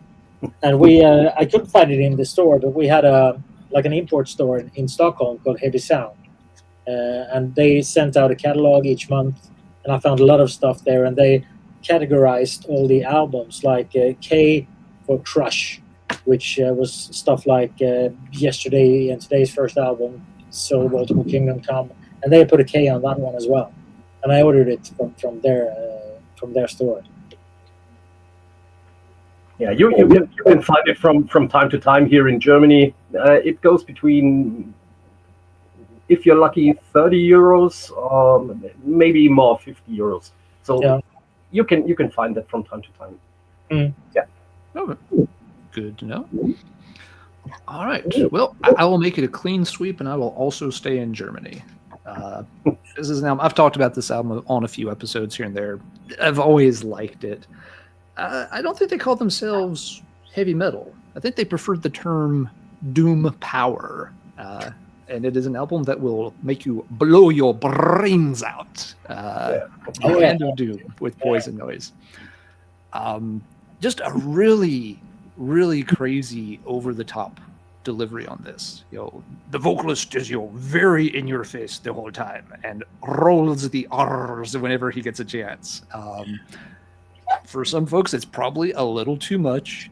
For folks who are not into this, it's the kind of album where you back away slowly and don't make eye contact with it. And the band photo deserves a moment to be reflected upon, because you've got several different things going on here. Some of these guys look like they will beat you up in a back alley. Some of them don't. Didn't exactly have a cohesive visual front that they had agreed on just yet. But yeah, really fun, very rumbly sound to it. So, and this is a relatively late 70s. I think this one came out in 79. So you're getting right up there against the new wave of British heavy metal and such. But whether you want to call it metal or whatever, it's definitely metal adjacent, and it's certainly heavy enough. It has the attitude of a heavy metal album, and it has that over the top personality that would attract a lot of heavy metal fans. The originals have always been, kind of a pain to get, at least in the US, but it's been reissued. This one is the Shadow Kingdom. Yeah, this is a Shadow Kingdom reissue from the late 2000s. They did it on vinyl also, and they're still pretty easy to find. I think High Roller reissued it, didn't they? Yeah, maybe High Roller did the vinyl and Shadow Kingdom did the CDs. I know Shadow Kingdom and High Roller had an arrangement for like the Ritual reissue and stuff. So yeah, not a hard one to get a copy of. There's a copy of this sitting in my used store downtown right now for like $8 if anybody ever needed it. But yeah, always one that I've really enjoyed. Is just a really crazy, fun listening experience. All right, that finishes round 5, our tour of Germany. Let's see if Aaron jumps us to a different place on the globe here for round 6. Yeah, we'll see. You follow me here. So this is this is a reissue of dubious provenance, let's say. But this is so good, and originals are kind of impossible to find, that I had to go for the Juan de la Cruz band. So this one definitely still has a lot of the bluesy stuff still going on, but how many fucking Filipino hard rock records do you have? Yeah, it's from the Philippines. You got to be a little bit careful, because this is their second album called Shake Your Brains. The first one was actually the first one I got. There was a reissue on Shaddix like years and years ago, and that one's really kind of lame. Like it's 60s sounding in all the ways you don't want a record to sound like it's from the 60s. But this one is really pretty fully realized. Admittedly, still pretty bluesy, but hard rock, lots of distortion, noisy. And when I got this, it annoyed me that the inner would stick out, so I tried swapping inners a couple times before I realized the thing was actually cut incorrectly. If you can see the angle. You know, but that's the sort of shit you're gonna have to go for if you're looking for this. What a piece of shit this cover is, right? Anyway, the original cover though, this is what it looks like. It might be easier to get on CD. I can't say I've looked into that, but yeah, and it's Juan de la Cruz is the name of the band, so it gets filed under J. There's no band named that. No. Wally Gonzalez is actually kind of the main guy, and he's been involved in some other projects. I've seen his name come up from time to time. But yeah, if you want to go out on a limb, man, the Philippines are there waiting for you.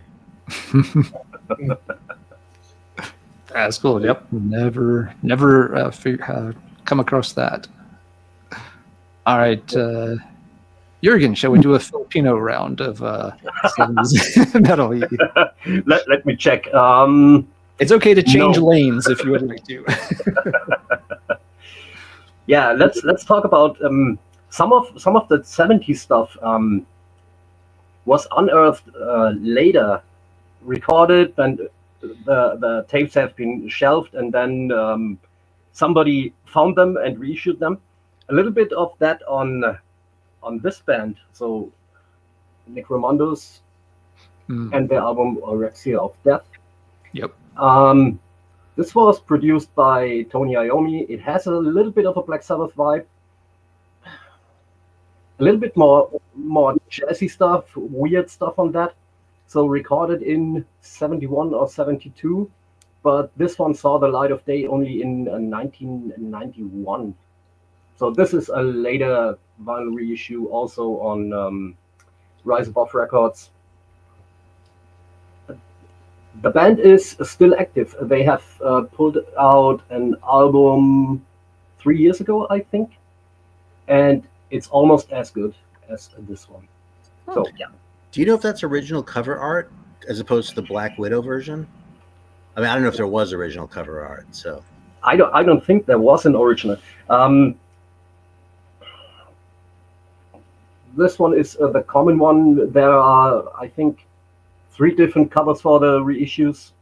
The first CD reissue from 91 or 92 has a completely different cover. So yeah. That's another one I struggled with, to tell you the truth. I had the Black Widow version of it for a long time. I think I eventually let it go too, because I just couldn't. It's sudden death syndrome. You know, I'd hear it was great. It looks great. I'd put it on and be like, I don't hear it. So. Yeah, I also struggled with that one. The first couple of times I heard him, just like, I really wanted to like it, but it didn't quite live up to the hype when I first heard it. I tried really hard to get into that one. I loved it from the beginning. Okay, very cool. Yeah, some albums will click, some grow on you, and some just never do. All right, Janne, you're back up.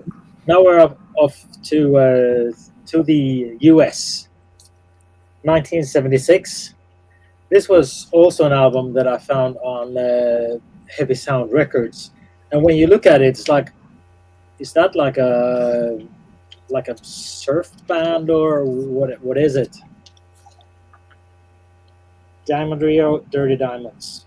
I mean, this is one power-packed, heavy, riff-oriented, raw sounding album. They did one album before this one, which was more like just like rock and roll kind of stuff, and they did an album after this one, which was more into the kind of garage new wave kind of vibe. And now, just got this one, which is unreleased demos. And one of the songs on this one, a couple of the songs are more like from the third album, but there's one song called Skin and Bone, which might as well have been on this album. So this one just released now. It's actually worth having as well. But this one, I think this is a really cracking album. Okay, yeah. I've seen this band name forever and always been kind of curious, but never had a good feel for what to expect on them. So I've never checked them out. Last time I checked too, that record wasn't all that expensive. I think people just don't know about it yet. Yeah. Yeah, and if, like Janne said, if it's a band where like the different albums kind of fall in different styles, that can definitely sort of throw people off the scent a bit, because they'll hear one and not realize that the others might sound different. And also, they did a cover of Helter Skelter, and I think listening to this one, I think I know where Mötley Crüe got their influences for their version. This one is kind of this. This one is much better than Mötley Crüe's version, but this one is kind of the same heavy vibe that they try to capture as well. But this one is way better. Very cool. All right, I said I'd be covering some of the low-hanging fruit, and one band we should definitely discuss a little bit more. We touched on them early, but to open the floor back up for more thoughts on Deep Purple. I pulled Machine Head, but could have pulled any of the Mark II albums or even the Mark III albums. Deep Purple is kind of the case study for me, and really important heavy metal bands from the 1970s that seem to be forgotten by anybody who's like under the age of, I don't know, 45, maybe even 40, that they just don't get much attention. On one hand, I get it a little bit, because again, like we talked about, by 75, the band had 75 or 76, the band, had just collapsed under, various, personality clashes and egos. So even by the end of the 70s, they had already been history for a while. So, for me, as a kid getting into music, in the late 80s, this kind of these were the definition of dinosaur rock. These guys were so old, they were fossilized. And as such, as a kid, it wasn't exciting to try to go back and check them out. So it was a while later before I started to hear more of their stuff and realize, how good they were. And how incredibly influential they were on everything that came later. I mean, there's no telling how many people picked up a guitar because they heard Ritchie Blackmore. King Diamond has, long said that, the Fireball album in particular, was one of his, first experiences to heavy music, and it rewired his brain. It was, an incredible influence on him. And they're all so early in the 70s. I mean, this is already Machine Head's like their 7th album, and it's 72. Still and it's still 1972 at this point. Black Sabbath is still just getting around to album 3 and stuff. These guys already have been churning out album after album after album. So this one I'll kind of open the floor to y'all for a second if folks wanted to share any other thoughts on Deep Purple's catalog from the 70s. That was kind of actually the first my first real encounter with Deep Purple was a classmate of mine that I bought the Black Knight Speed King single. Mm-hmm. That was, we played that one until the fell to pieces. It was so heavy compared. Both of us actually got to know each other in school because both of us were Sweet fans. And I saw this guy on the schoolyard, and he had a Sweet T-shirt, and I was like, and we started chatting, and I had some Slade, some Nazareth, and that kind of stuff, and he had I had an older cousin that got me into the Sweet, and then I heard the Speed King Black Knight single. That was just fantastic. Yeah, I would say that Deep Purple in rock specifically is like the cornerstone of my musical taste. Mm-hmm. That's an album you have a strong connection to, Aaron. Yeah, and there aren't a lot of bands I could say I've been into for 40 years, but Deep Purple is one of them. Every time I go out and I'm looking at a record from the 70s and it looks like it might be cool, I'm kind of secretly hoping it's going to sound like Deep Purple in rock. That's like the album. And one thing that surprised me when I moved back to the U.S. from Germany was that when it came to like the godfathers of metal, people tend to talk about Black Sabbath and Led Zeppelin. In Germany, it was Black Sabbath and Deep Purple. Huh. So I think, on the other side of the Atlantic, I think Deep Purple is a lot bigger. It's kind of a similar story with Uriah Heep, even more so, really, because people at least know Deep Purple over here. You can find people here who have never even heard of Uriah Heep. And back in the 80s, every single band, like any band that you would see that was like a local band or whatever, they all played Lady in Black. Mm-hmm. Yeah, and an earlier version of Madhouse, even actually before they became Madhouse, they were called Seek, was just like their last initials, and they did Lady in Black. Okay. So, Yeah. Deep and abiding love for Deep Purple. I still listen to those records a lot. Yeah, I still revisit a lot of their catalog from time to time, for sure. Yep. Jurgen, anything you wanted to register on Deep Purple? I love almost everything they did. I love the stuff they did in the 90s. The last album was one of my favorites from last year. So still a great band, even at their age. Yeah. So, I don't know. Yeah, I don't know all their entire catalog, but yeah, some I've heard albums here and there from the 80s and 90s and 2000s, and they're usually good. There's only I think one I ever heard that I was like, I can pass on that. But yeah, they still put out good stuff. Their return with Perfect Strangers was like that's a killer album. I think that's the best comeback album. Yeah. In rock history. I don't think there's a better comeback album than that. Yeah, that was a huge thing and works incredibly well. We were talking on another recent episode of Metallurgy about some big comeback albums for other bands, and but we were talking later extreme metal bands. But yeah, Perfect Strangers, even though I wasn't paying attention to music at the time, I kind of registered in the background, again, just following my dad to record stores and stuff, that there was a hype around this album that had this funny, D and P logo on the cover that I didn't know anything about and wasn't my dad's style of music. But yeah, it definitely was an event when that came out. All right, that brings us back to Aaron for another pick. All right, well, here's another American one that I don't know that anyone else is going to show, but I love this record, and believe me when I say this record smokes. Fucking yeah. Dude, first of all, 10 out of 10 cover. Okay. Yep. The logo's great. It's so simple but to the point. It's awesome. And I mean, the singer might look familiar. There's actually no guitar on this record. It's just the organ, like Billy Joel beating the shit out of the organ and singing, and John Small, who we knew from the Hassles, playing drums on it. Every song on this is heavy.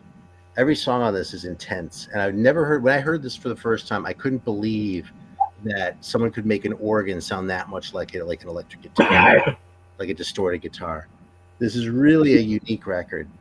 Just absolutely fantastic. And yeah, I mean, I could go through song by song. Wonder Woman, Revenge is Sweet, Amplifier Fire, which part 1 is called Godzilla. So Beating Blue Oyster Cult to the punch on that. Brain Invasion, Holy Moses, everything is great on this fucking record. There was a reissue of it.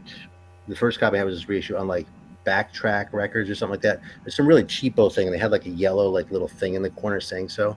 The tape that they used for that had like dropouts. It sounded like absolute shit. So I kind of had to hunt down a real one. There might be other versions of it available now. I don't know how hard it is to find, but yeah, this is an all-time favorite record right here. That's a really, really cheap German version of that you can find for €2, but it's under the name Billy Joel, but it's the same album. Oh, it has like some like weird like pastel colors on it too, doesn't it? I feel like I've seen the cover. Yeah, right. Yeah. All right. Let's see, Jurgen, it is your turn once again. So nobody talks about them, so I will have to. Another low-hanging fruit. Yep. Yeah, Scorpions. I have the album with the cover that we're not supposed to show. Yeah, that's why I put that one out. Good choice. So yeah, Scorpions were probably the most important band for that style of music here in Germany. They were even predated by early Accept when they had a different lineup. Early Accept already started in '68, something like that, but they didn't pull out a record until 79. Yeah. So, yeah, Scorpions. You can't go wrong with any of the '70s Scorpion stuff. Mm-hmm. Matthias Jabs, when he joined the band, he brought a little bit more of a metal style, I would say. But the early bluesy stuff with Uli Roth it's just fantastic. I played a show together with Uli. We did all-star thing with Uli on guitar, Ulle Ritken on bass, me on guitar, Mark Bowles on vocals, Mats Levén on vocals, Thomas Broman from Electric Boys on drums, and we rehearsed for one day and did one show, and we did a lot of these old Sales of Sharon and all those old Scorpion stuff. Uli is such a sweet guy, and he plays so fucking loud, it's unbelievable. And we rehearsed for 7 hours, or actually, we rehearsed for 1 hour, and we jammed for 6 hours because Uli hates to rehearse. Oh, can't we try this one? Oh, can't we try this one? Let's do that one. But he's still an outstanding guitar player. I mean, when he did the like a tour with just the Scorpions stuff, and then now he has a really good singer that can actually do like the old Scorpion stuff justice as well. Yeah, another very important one. And this was one of those bands that did survive the transition out of the 70s and into the 80s, and obviously did fantastic. But it did require, a shift in, direction. They, were, I don't know, savvy enough to understand how, the winds were changing, shall we say? Yeah.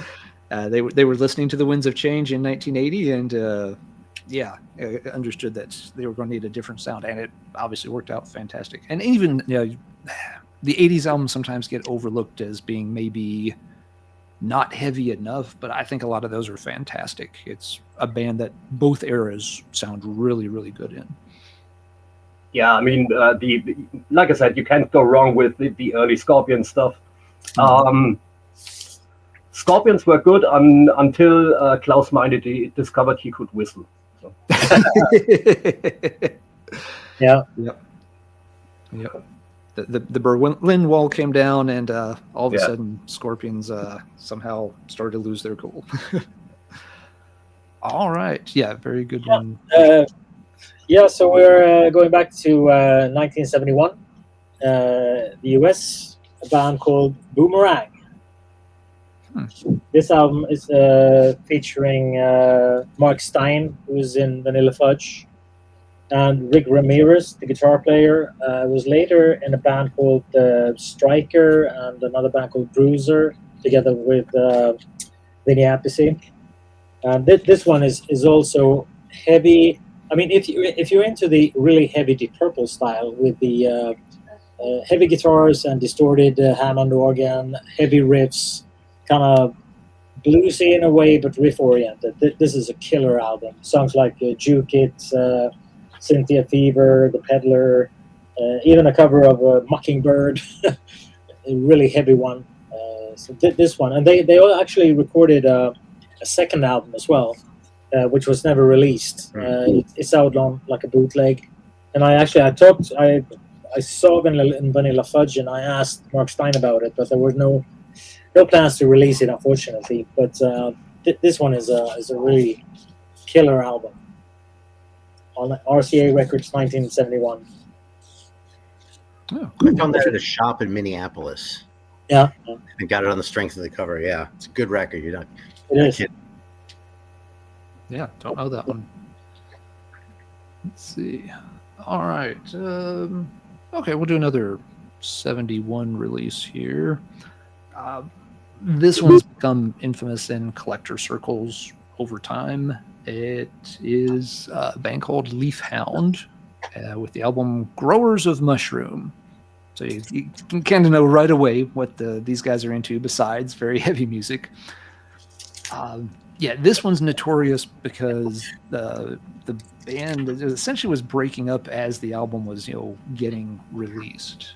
And it had like a German release originally, and then Decca was putting it out in the UK, but the band didn't really exist by that point, and so Decca sort of lost interest. There's no band to promote. Who's going to buy a record by a band that's not even still together? And so it was just kind of relegated to the dustbin and forgotten about for a long time. And then when people started getting interested in this stuff and having it come back around, it's now considered one of those ridiculously expensive hard to find records. I checked just a little while ago. Let me go over here and pull this up. Yeah, for the Decca pressing, there's one copy on Discogs right now listed for a little over $16,000. So hey, if anybody wants to upgrade their reissue, there you go. Enjoy your shopping. Yeah, I think that guy's probably dreaming, but that was $1,000 record when I first heard of it 30 years ago.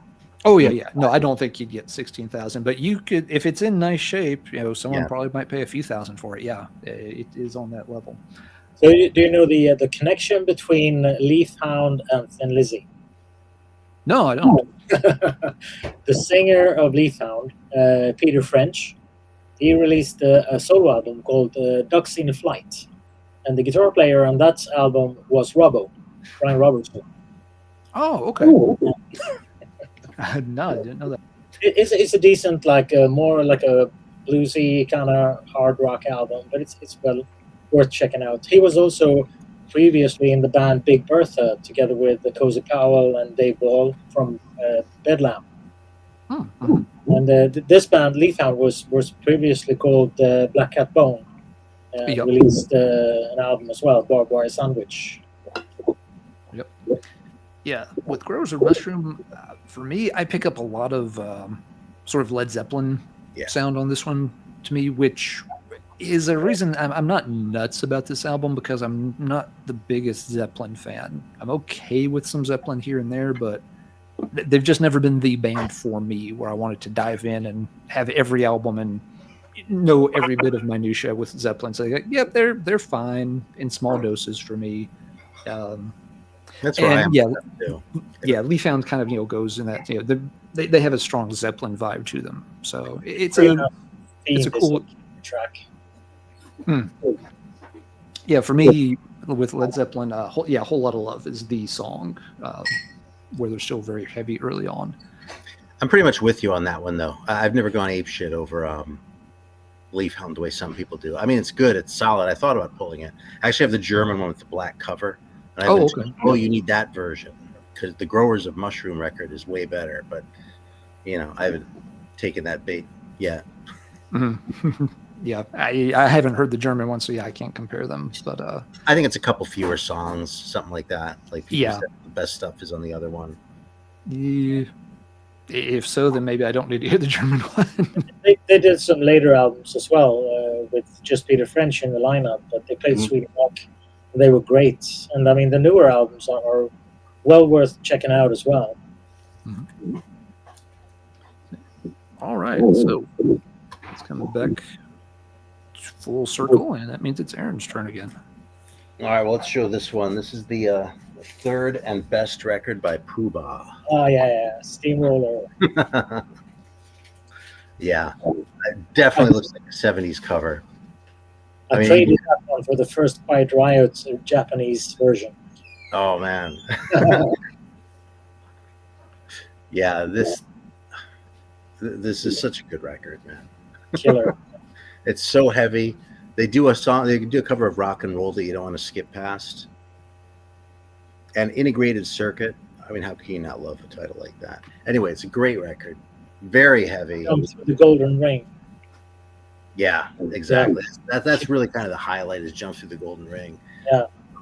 Yeah, and this is one of those records that I've actually gone back and forth as far as whether I file this with my 70s stuff or with my metal, because it's right on the cusp there.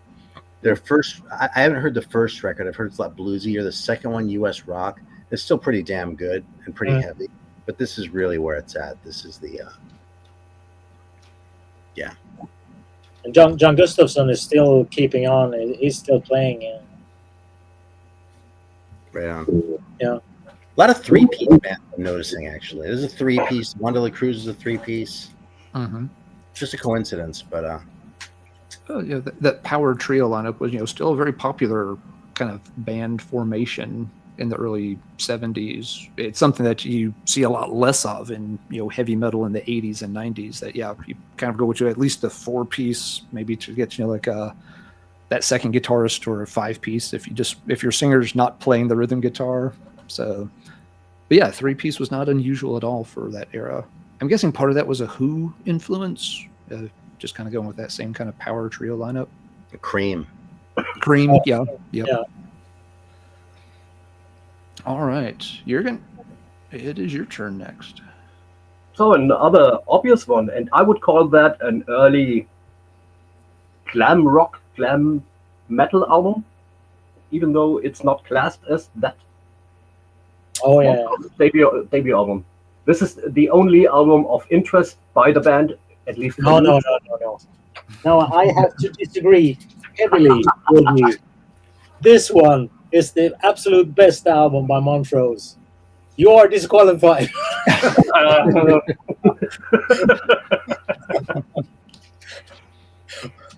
I don't like the debut as much as I do Paper Money. I don't know what it is.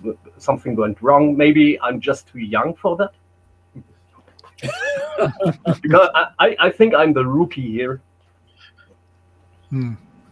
Maybe so. I don't know. Montrose is just not my band, so maybe they always seemed like they were I just missed out on Montrose somehow. But go ahead. Yeah, Jurgen. Sorry. That is one of the examples. A lot of cover songs on old 70s hard rock or metal albums. This one starts with 2 cover songs. So yeah.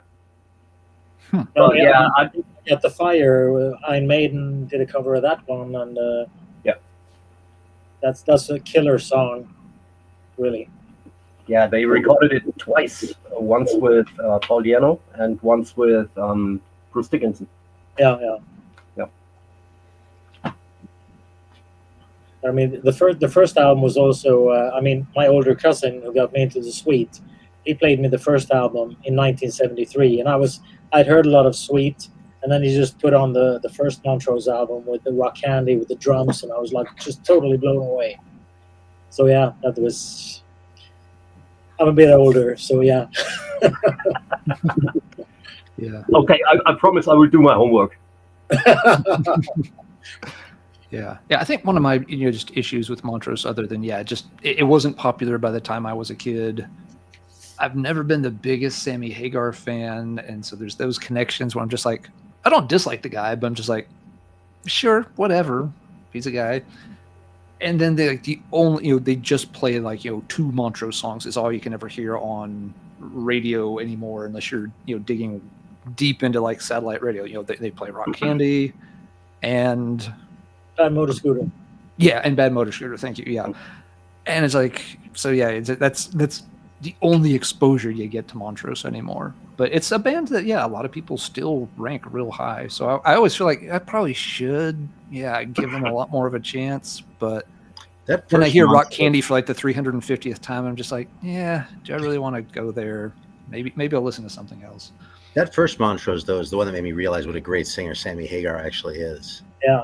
Because I heard 5150 first, right? And then I heard that one was good. I wouldn't give a shit because Sammy Hagar was on it. Eventually I found it for $1 and I put it on. I was like, oh my God, this is fantastic. It was Ted Templeman mixing it. And this is how Eddie Van Halen found out that he wanted Ted Templeman to produce the first Van Halen record as well. Mm-hmm. Let's see. All right. Yeah. Janne. So now we're taking a trip up to Canada. Power Trio. The first album. I actually I found out about this band through the mail order company Heavy Sound in Stockholm. They actually released a compilation of the first 2 albums, which is this one and Who Cares, and put it out with this cover as the band's first album. And it took me years, actually a couple of years, before I found out that there was actually 2 albums. And so this is their first one. I love the cover as well. Songs like Let That Lizard Loose, Hard Years, really heavy, riff-oriented stuff. And Greg Godovitz is still keeping the name alive. Not as good anymore. Not like back here, but he still delivers. He's a great singer and bass player. But this album is just a killer album, and also the second one, especially. It's called Who Cares. The full title is let's see here. It's lonely. If it's lonely at the top, who cares? It's lonely at the bottom too. So yeah, this is a killer album, I think. Riff oriented as well, kind of heavy 70s rock. This one is from 77. Yeah, Godo, they always had a really good sense of humor about their stuff. Greg seems like quite the character. I've read some of his like online blogs and stuff, and his autobiographies is well worth checking out. Yeah, I have not read it, but I've kept an eye out for to pick it up sometime, because it seems like he's just has 1,000 insane stories from back in the day. One thing I've noticed with the Godo material, it sounds even better live. I've seen some. That's how I got introduced to them, was a collector buddy over in the UK who's really into them. Yeah, he kept sending me YouTube links, to like old footage of them playing, and it was just like, oh, holy crap, this is great. And then you hear it on records, like, okay, it's the same song, it's good, but yeah, live it really packs a kind of a higher energy punch. I've never bid on them, mm-hmm. So I've heard of them. I'm going to check them out now. I watched that Act of Godo was a funny album title. Mm-hmm. Yeah, it's good, but it's not as heavy as the first two. The first two albums are way better. Yeah, like Let That Lizard Loose, Hard Years, those really, Oh Carol, Kiss My Whip, really heavy riff-oriented songs, really good stuff. Good pull. Yeah, I didn't think to pull them. All right, let's see. This next band never made an album during the 70s, but they did in the 80s, changed styles. They recorded a lot of stuff in the 70s and made some singles, and that material eventually became available. And I think it's one of the collections that really helped kickstart a lot of interest in this era of material. The band is Pentagram, who we mentioned briefly earlier. And yeah, Relapse put out this, First Days Here anthology that included a lot of the older 70s tunes, which up to this point, a lot of people just thought, the Great Big Book of Heavy Metal says Pentagram releases, their first album in the mid 80s, and they're kind of a doom metal band with, Victor Griffin on board. And so, so many people didn't really know the band had been around for, 15 years or so before they released that first album. And there's a ton of archived 70s material. They made 4 singles during the 70s, but those are, really, really hard to track down. They're very good. But there was never a full length. They were reportedly close to a deal a couple of times, and it always fell through. Although some of those stories have been exaggerated over time as well. There's, depending on which band member you ask, you get a different version on a couple of those tales. But Relapse put this out, in the early 2000s. There was, some interest, kind of a groundswell in older doom stuff, and that heavier stoner sound was very popular. And so Relapse got together with Jeff. It wasn't Bobby that was behind this. Bobby, say what you will, he's always a bit of a mess. But it was Jeff who was kind of the driving force behind this, because he had tons of the old tapes, and he had very detailed notes about when things were written, when things were recorded, where they were recorded. So the booklet, with the liner notes in this is worth the price of admission alone. And then you also get a lot of really, really great music. Yeah, a lot of this stuff. Now, I've been a huge Pentagram fan before this, so when this came out, it was like, oh, maybe I finally get a chance to hear some of these songs, cleaned up a bit, because I've been CDR trading with folks all around, getting copies of old rehearsals, from 71, 72, 73, trying to find the singles and all that. But it's a great collection of stuff. It shows they had a lot of potential in that style. And it did extremely well. I always felt like this was maybe a little bit of a surprise to Relapse, how well it turned out and how much interest it generated. Because then after this, you really started to see for a while, kind of a wave of anthologies from similar projects. Others were like, what other band can we exhume from back then that people have forgotten about? I think Relapse did the War Pig reissue pretty soon on the heels of this. They did a second volume for Pentagram. And you had the Death Row as well. Yep. All that stuff, started, getting more visibility again. So even though they didn't make an album in the 70s, they were active. They did record a lot of cool stuff. And it definitely sort of, helped generate a lot of interest in the scene and the style once these anthologies came to light. So these anthologies, can be very useful. It's a great way to check the stuff out without looking. Don't do what I did and spend 5 years trying to find the rehearsal from Bobby's birthday in December of '71 and having to send somebody in Germany $5 cash in an envelope and wait 4 months for them to send you a CDR of it. That's not necessary anymore. But yeah, it's cool stuff. Always been a fan of the band, so figured I would mention them even though they didn't have an actual album out. During my tape trading days back in the 80s, I had a friend in the US who was a big fan as well. So I received a lot of those recordings where it was, I think it was vocals on the right channel and the rest of the stuff on the left channel.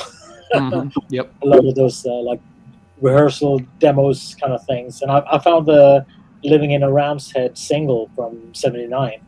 Managed to get that one at least, but and the Death Row, some live stuff, and the demos there as well. I mean, it's the same songs and same band, but just a different name.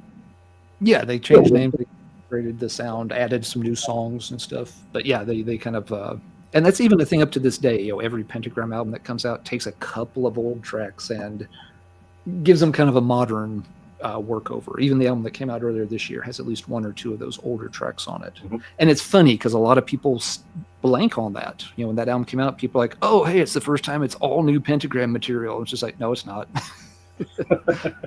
Sorry, but no, Bobby's still slipping in a couple of the old numbers. He's always going to do that for sure.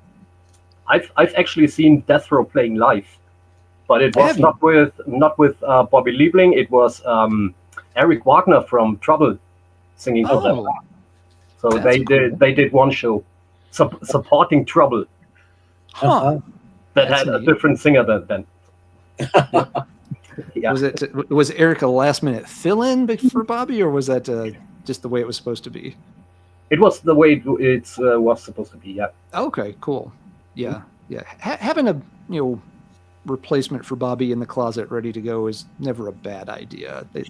He's always had a very dodgy reputation for live performance. Seems like he's in a better place now. I hope so. I certainly hope so. I saw them live maybe 15 years ago, and he was doing good during that period, and they put on a fantastic show. But it still was one of those cases where everybody, you could tell everyone who had bought a ticket, kind of had their fingers crossed. It's like, okay, does he make it onto stage? Is he able to stand up? Oh, great, he is, and it was fantastic. But you never knew back then. Yeah, that documentary that came out about him had like this whole sort of like subplot about how there was this big like show scheduled, and like, was he going to show up or not? Was he going to like fuck up? And it was this show in San Francisco where I actually ended up seeing him for the first time. It's like when I saw him, I had no idea. Oh, that's cool. Funny. I was like, they're building up all this hype for the thing. Is he going to make it? I was like, oh, wait a minute. I was at that show. God damn. Nice. But I saw him again like a month or two ago, and probably 2/3 to 3/4 of the set was old stuff. So if you want to review your choices or Forever My Queen, you're not going to be disappointed. Nothing wrong. Those are great tracks to hear. Yeah. I know first-hand information. When Pentagram came back, Bobby was clean, but the first time he's afraid of flying. So he was clean for about a year or something like that. And they had to get him on a plane, and he needed so much medication. And that's when he fell back into drug abuse. So, oh, geez, that's a shame. In the early 2000s, he was not in a good place. Yeah. He's at his ups and downs for sure. Hopefully, he's doing better and can stay out of trouble. That's all you can hope for. I was telling my kid before, cause I went to it with my younger kid when I saw him a couple months ago, and I was talking about how I had seen him last time, and I was like, and he was too little to remember at that point, but I was like, you remember that big crack in the bumper on the old car that we had? I did that parallel parking for that show. Did he remember that at least? Yeah, actually, he remembered the crack in the bumper. It's funny. Good deal. All right, Aaron. Yep. All right, here's another one that might surprise a few people here. Has anyone heard of the Chico Magnetic Band? No. I can definitely say I don't know this one. They're from France. Lots of effects on this one. Lots of sort of psychedelic sound, but the songs are heavy. There's a ton of guitar and like heavy guitar, and it's a fantastic fucking record, man. This is actually a comp. Like originals of this are like rare, and I'm not even aware of the original album having been reissued. The original album was 8 songs, and this one has 7 on each side. So lots of bonus tracks, which I'm not necessarily the biggest fan of. But even so, this is a record that just sort of grabs you and like keeps a hold of you. Again, lots of sort of like weird effects, like delay, like just I don't necessarily know what all the pedals and shit are called because I don't know anything about the technical stuff. But it's a weird record and it's a really heavy record. So if you like a little dose of I want to say zaniness, but that makes it sound like it's a comedy record. If you like a little dose of like sheer lunacy in your like hard rock records, you probably want to check this guy out. Okay. Cool. Yeah. Nope. Completely new to me. I spent a long time looking for anything at all by the Chico Magnetic Band. And so when this got reissued, I jumped on it and I was like, well, I would rather just have the album, but I'll fucking take it because it's so good. Mm-hmm. Good deal. All right. Jurgen, over to you. What about an early take on epic metal? Oh, yeah. Oh, okay. Legends from the Fjords. I think this predates the first Manila Road album by 1 year. I think that one came out 1 year earlier. This one is from 79. It's close. Yep. Or was it the same year? Could be. You've got everything you want from an epic metal band. So. Have you checked this one out? Is it the demos? No, it's the Legend Revisited from the Lord. It's the re-recordings of From the Fjord plus one new song. It's actually got me on bass. It's Ray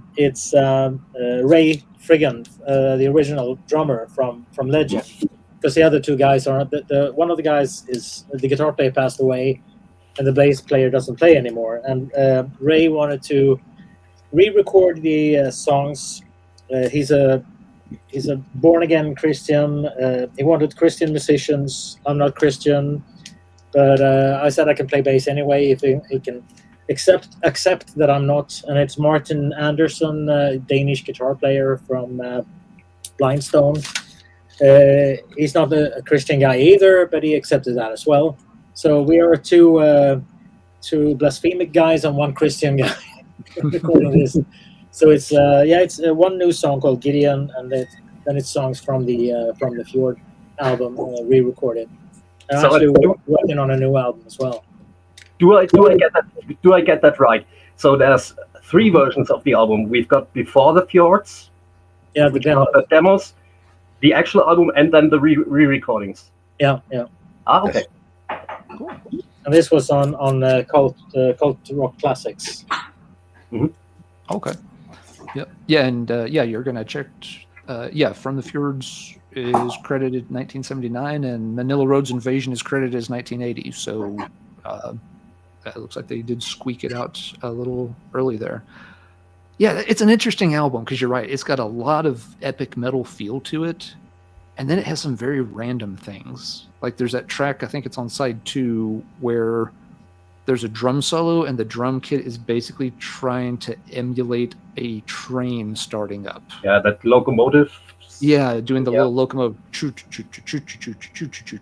slowly building up, and I'm just like, why are you doing this? Go away. Stop it now. That drives me nuts. I do not like that part. That's another record it took me several listens to really get into, because I knew it by reputation. I actually have a different reissue of it, and it took me a while. Yeah, I had a worth bootleg the copy of effort. it for a long It time. does have some Rush overtones as well. Mm-hmm. Yeah, it leans a little proggy. Yeah. The cover art is an early piece by the same. I always forget the artist's name. It's a funny name, like Ioannis. I'm sure it's pronounced differently, but he did a lot of the classic Metal Blade records cover art for like Liege Lord, Fate's Warning, Night on, both Spectre Within and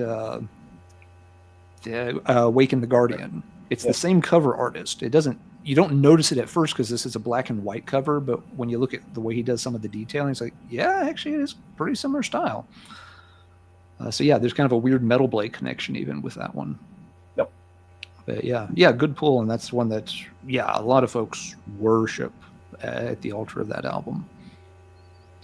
Yeah, it was kind of scary to re-record those songs as well, because I mean, since it's such a classic album, so we tried to not.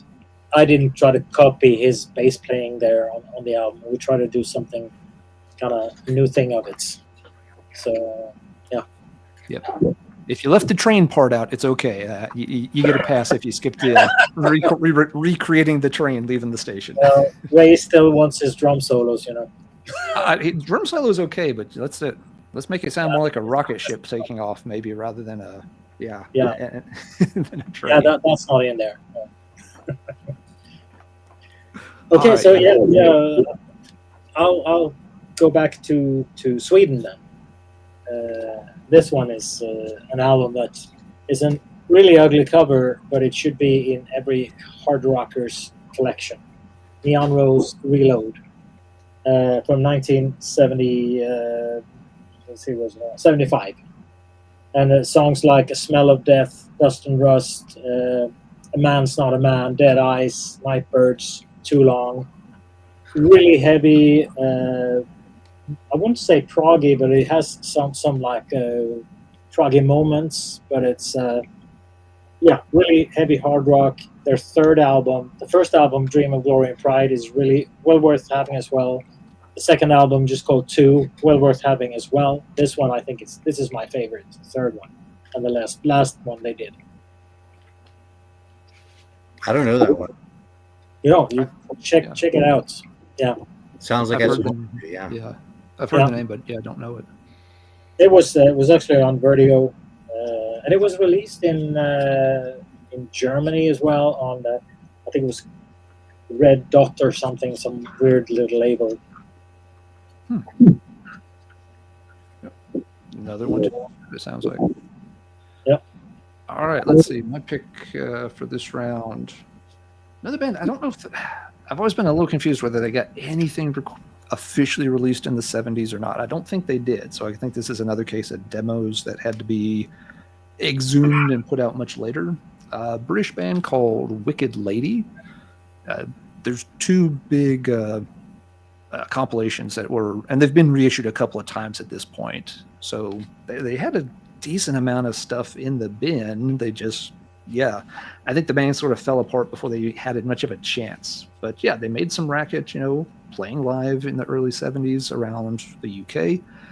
And again, from song to song, the style and the quality does vary some. It's not like every track on here is an absolute rager. But the one track that, absolutely is completely out of time, it has no business, appearing this early in the 70s, is the opening track on this one called "I'm a Freak."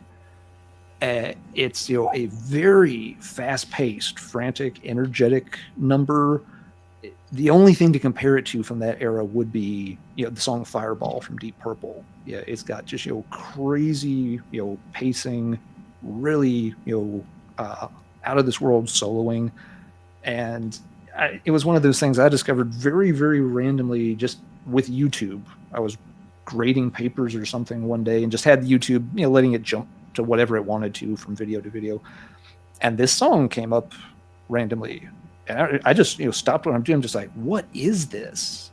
And so it took a while to get back to grading papers because like, okay, Wicked Lady. But then when I started typing it in to find out what's this band, wasn't a ton of information available at the time because they had been reissued once in the 90s and that was out of print. But fortunately, it has come back around. I think Wicked Lady's biggest claim to fame is the guitarist Martin, I think it's Martin Weaver. Pulled it up here because I wanted to make sure I got it right. Where did I put it? Martin Weaver would, after the Wicked Lady project, played in a band called Dark, who made an album called Round the Edges, which is one of those really, again, like $1,000+ prog leaning, masterpieces that, I doubt you could even touch a copy of it for more than a few $1,000s. There are very few of them made. It's considered, just one of those grail items by collectors in that bin. So yeah, that album has a weird Wicked Lady connection with Martin, moving on to that band. But yeah, the Wicked Lady stuff, if nothing else, if you don't want to go buy the reissues, at least check out the song I'm a Freak. I've featured some clips from it in a video months ago. I did a video on my other channel talking about like 70s speed metal tracks for fun. And, had Fireball mentioned, some others, but I put in some clips of that, and it was the one song that got the most comments where people were just like, holy shit, I've never heard of this, but that's amazing. So it's definitely worth checking out for folks who haven't heard it before. All right. So swinging back around for another pass. Aaron, what have you got for us this time around, sir? All right. So it's funny. I was just sort of reminded of this record. I was watching the show on Netflix called The Eternauts with my wife, and there's like this sort of, it's a show that was made in Argentina, and there's this sort of, it's not really a subplot, but just a sort of thing where they're like freaking out over this particular record, and they mention it, and in one episode they actually show it too, and I was like, oh hey, holy shit, I have that record, and that is by the band El Reloj. Oh yeah. Yeah, and this is a banger. They made a second record too, which isn't as heavy as this one, but yeah, this is great. It has like some weird like bubbling sound effects, like you're in like Frankenstein's lab or something like that. And the songs kind of rock out of the gate, like El Viejo Serafín right off is fantastic. And one of the things that's interesting about these old sort of records is they'll talk about what kind of song it is on the thing. Like, so if you get this at your radio station, you can like figure out what to play based on that. Mm-hmm. So you've got rock. Let me see if I can show this. You got a rock and a blues, but then you got opera rock too. So yeah, it's funny on the show they were talking about how they like looked through the whole like mall to like find this record, and I was like, I just sent away to Argentina to get this record, but here it is. It's even on RCA, funnily enough. So it was on a big label. Very cool. But there you go. It's a fantastic record, though, man. Like I said, there's a second one out, which isn't bad, but this first one is really where it's at. Like, this is the important one. This is the one that's going to blow you away. The other one you'll listen to and go, oh, yeah, that's pretty cool. But this one, you'll be like, God damn, dude. So, yeah, El Reloj. El Reloj. Nice one. All right, Jurgen, you're up. So I think we need a band in here with the word steel in the band name. This is a little bit proggy stuff, but very heavy at the same time.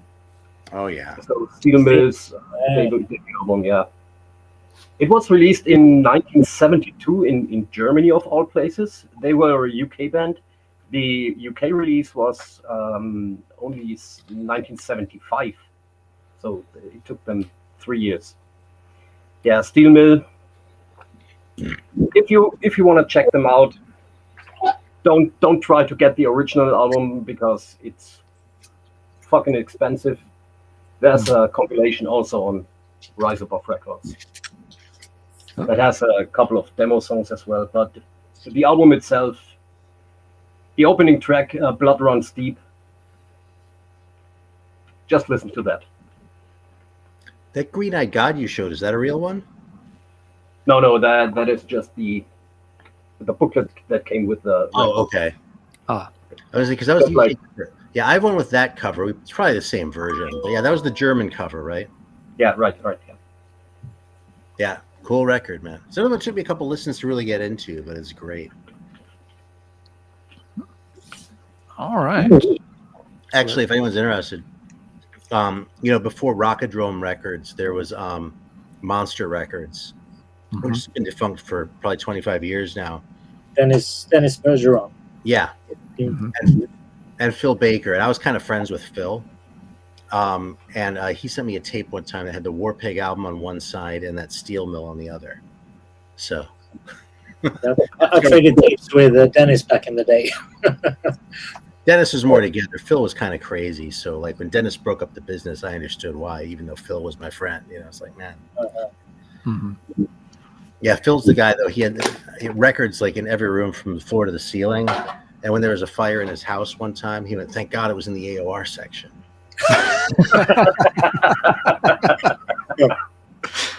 Well, there's a silver lining for you. Good deal. So this album is a funny one. It's from 1978 from Denmark. And the funny thing is that I play in a Danish band, the Falling Hazard, the Thin Lizzy tribute band. Is a Danish band. Two of the guys are same age as me. They had never heard of this band. When we've had met people and talked to people on shows and stuff, and I've asked them if they know about the band. Nobody knows about the band. Nobody's even heard about the record. And it was released on Polydor in 1978. And the band is called Zig Zag Band. And it's called, now you'll have to excuse my Danish. Two stranger over den fede. Two strings over the fat one, which means that you're really hungry. And the funny thing is that it's all in Danish. And they do, one song is called Contreras, which means like going out of business. And that's actually a cover of High Class and Borrowed Shoes by Max Webster in Danish. Huh. And they have done there's a cover of a song by Boxer. There's a free cover in Danish and some originals. And it's kind of 70s hard rock, blues based. If you're into like the heavier like Bad Company freestyle mixed with a bit of Max Webster madness, it's a really good album. It's on Polydor. It wasn't expensive either, and nobody knows about the band, not even in Denmark. So yeah, Zigzag Band. If you there's actually a few videos on YouTube as well, so you'll find them there. So it's well worth checking out. It's a really good like classic hard rock album. Neat one, yeah. All right. Let's see. I'll touch on another one of the kind of low-hanging fruit items. And we've, again, mentioned the band once or twice, but we should focus on them for a minute or two here. They were one of the big metal bands there at the beginning of the 70s. And Aaron made the point earlier that, yeah, this band really gets forgotten, especially here in the U.S. It's Uriah Heep. I don't really know why they've, kind of gotten pushed down the rungs of the ladder, so to speak. Because, yeah, they were a huge thing at the time and released a lot of great albums. They did have some hits in the U.S. Easy Living in particular, was, one of their heavier songs and was the hit song, that made some waves in the U.S. A great song, really, strong propulsive organ line, very heavy beat, and a faster paced song. But Uriah Heep did, again, lots of different styles of stuff. There's a certain cinematic quality to some of their tracks where they're really building these sort of bigger epic tales. It's not epic metal yet at all, but they have that kind of epic quality, the storytelling going on. Made several great albums. Demons and Wizards is the one people always, if people bring up Uriah Heep, it's probably going to be this album. Rainbow Demon's gotten covered by a number of different artists over the years. So yeah, fantastic band. They've stuck around. It's not like they ended and never did anything else. I've got some of their albums from the 2000s. And they're decent. I don't play them a ton, but they're not bad. I keep them on the shelf. But another band that at the time was one of those right up there with the Purples and the Zeppelins and the Sabbaths, and now they're not. Thoughts on Uriah Heep, everyone? Anything that folks would like to bring up with this one? They were a lot bigger here in Europe. Yeah. Yeah, they were big in Sweden as well. And I mean, they are still touring here and playing here. So, and they still do great live shows, even though it's just Mick Box left in the lineup. But I mean, their albums was also like 3, maybe 5 really heavy songs, and then some like weirder or softer stuff. Yeah. Yeah, they were another one of those bands that had very varied albums. So you're not going to get an album with 10 easy livings on it. Just wasn't going to happen. There's also a Thin Lizzy connection there somewhere.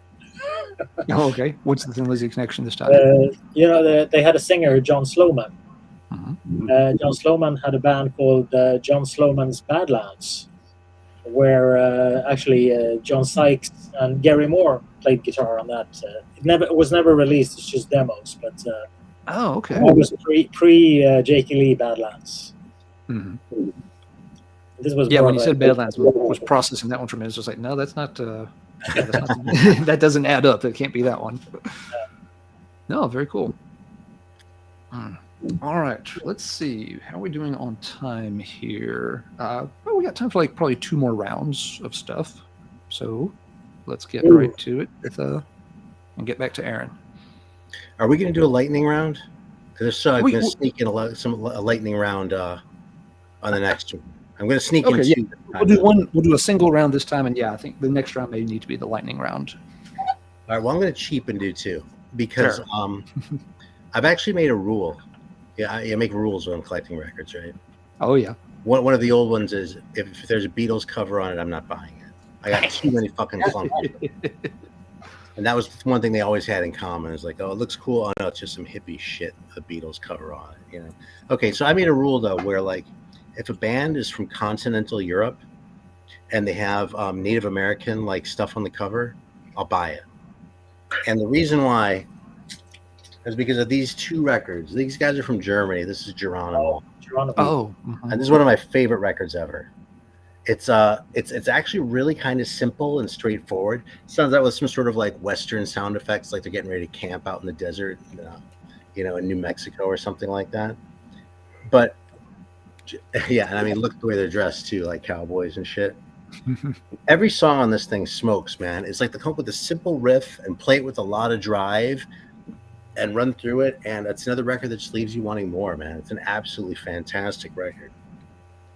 The other one, I knew that one first. So I was like, okay, this is the one that sort of caused me to make the rule, and that's Osage Tribe from Italy. Oh yeah. And this record, Arrowhead, as far as I know, is the only record they made. But actually, there was a reissue label about 20 years ago called Amber Sound Room. And I sort of went through and bought everything on that label that I could find because there were a bunch of German bangers, and then every so often one from Italy, like Cherry 5 or Osage Tribe. This one is a lot more sort of like a freaky record as far as sort of weird stuff going on. There's a longer intro. Some of the lyrics are kind of nonsense. I mean, it's in Italian, so it's kind of hard to tell sometimes anyway. It has a lot more sort of prog leanings, though, and that sort of thing, but it still smokes, man. It delivers on the hard rock sort of heaviness that you're looking for, And if it were 1973 and someone said, hey, you've got to hear this metal band called Osage Tribe, I wouldn't have faulted them for using the term. So, all 2 right. great.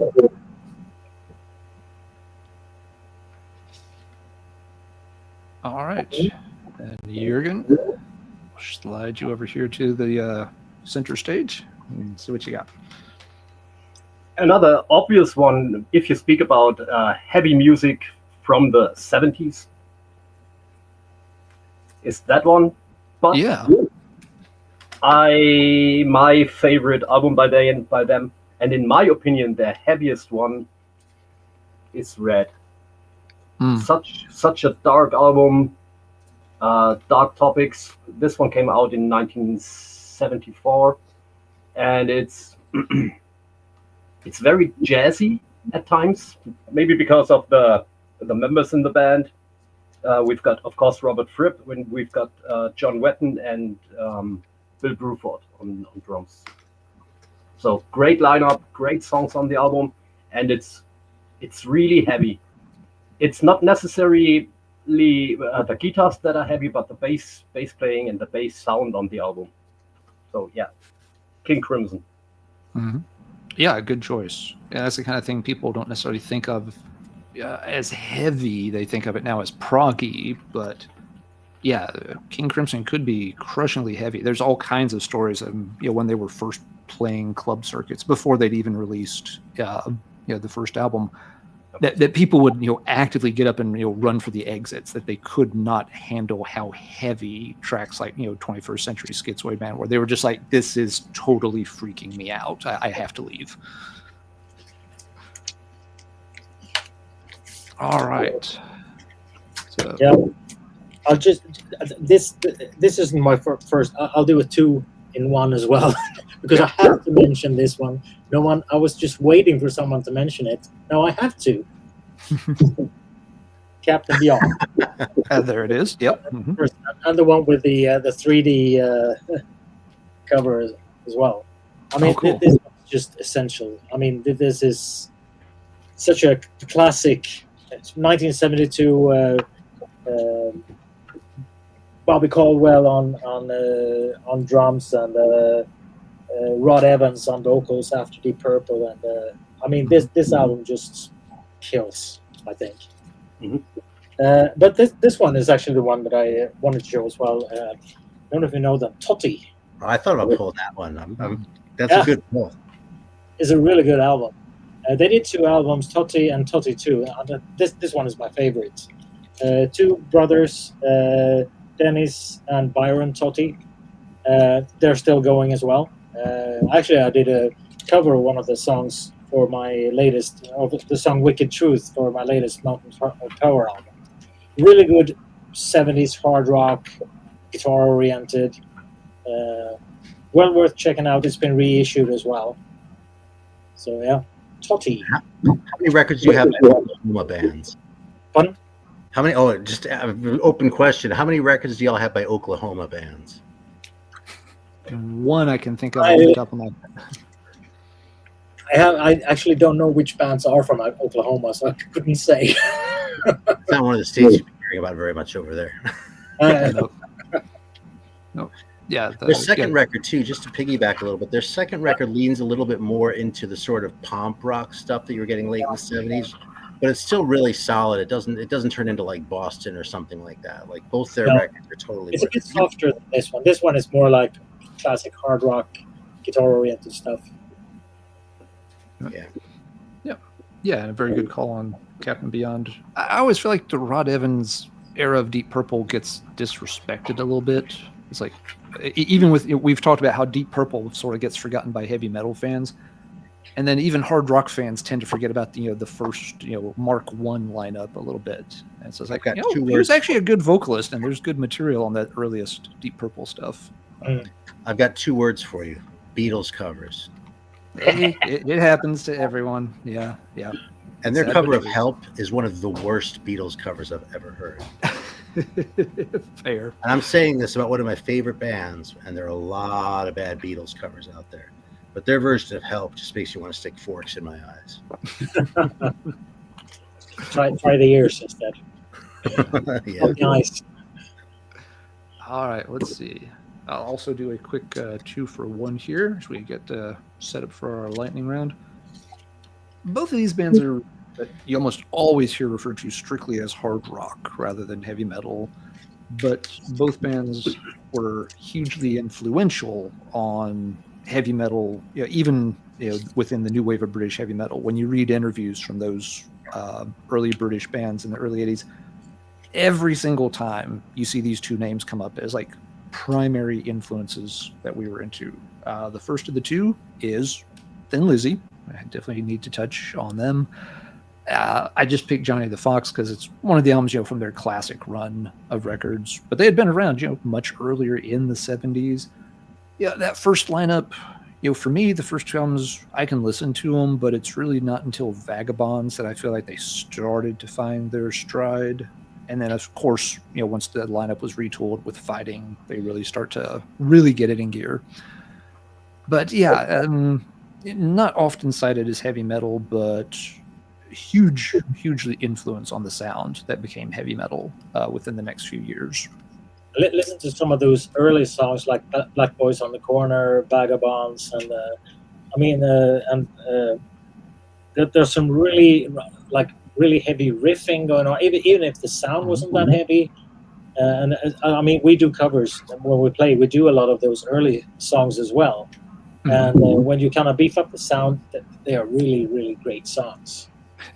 And I think that's what it comes down to. They are, there's terrific songs in there. Yeah, Vagabonds has become it's not my favorite, Lizzie. I'm not going to go nuts and say it's, the top 2 or anything. But I've really come to appreciate that album because, there's a lot of cool stuff on that one in particular. The other band, and I always pair these 2 bands in my mind because they have that just, huge influence on the new wave of British heavy metal, is UFO. We've covered UFO on Metallurgy before with Sue Verica, and Michael Schenker's impact on an entire generation of guitarists that come after him just cannot be denied. Tons of great stuff throughout that era. This was a band that had some more issues translating into the 80s. There's some of their 80s stuff is good, and I haven't heard all of it, but it felt like each of the 80s albums kind of quickly started to maybe step down a little bit in quality. And they were another band that there was a pre-Schenker era, of course. Back on the first couple of albums, the band was doing something a lot more akin to like Blue Cheer back on UFO 1. And then UFO 2 does the whole cosmic thing, which not really a fan of that one, but I do like this first album. It's very primitive. It's almost amateurish in a way, but it's fun. I do like the fact that it's just so over the top with this kind of big, fuzzy, distorted, kind of fat sound to it. But I saw the band live the first time in 1979, and I was so excited to finally see Michael Schenker. And I got to the show, and it was Paul Chapman. Oh, that was pre-internet. We didn't know. I was like, Michael Schenker, who the fuck is that? Same thing when I saw the Scorpions in 1980. Who the fuck is that? No offense to Paul Chapman, but that had to be a huge bummer. Yeah. Oh man. All right, but definitely want to make sure we got a chance to touch on those 2 bands for sure.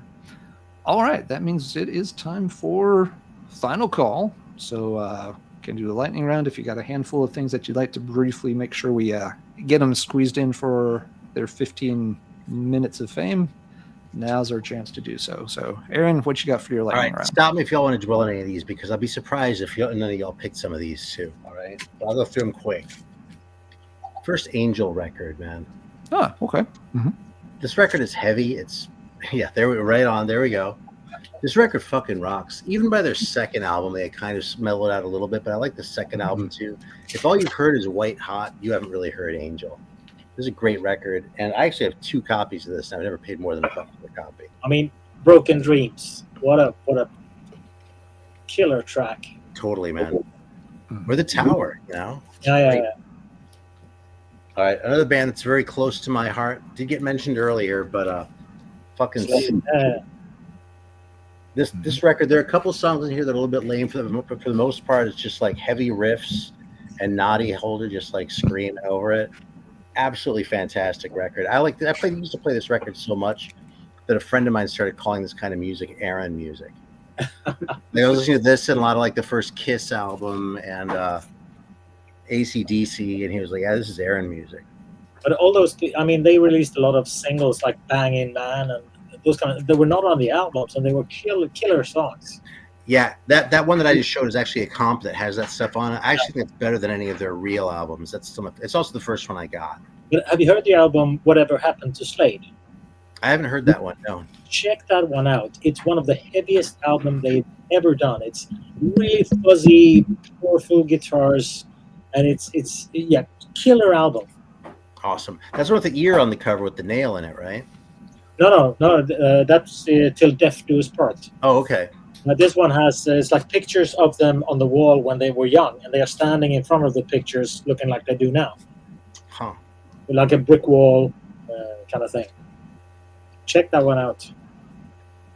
So I'm surprised no one mentioned the One We're Traveling band. Oh yeah.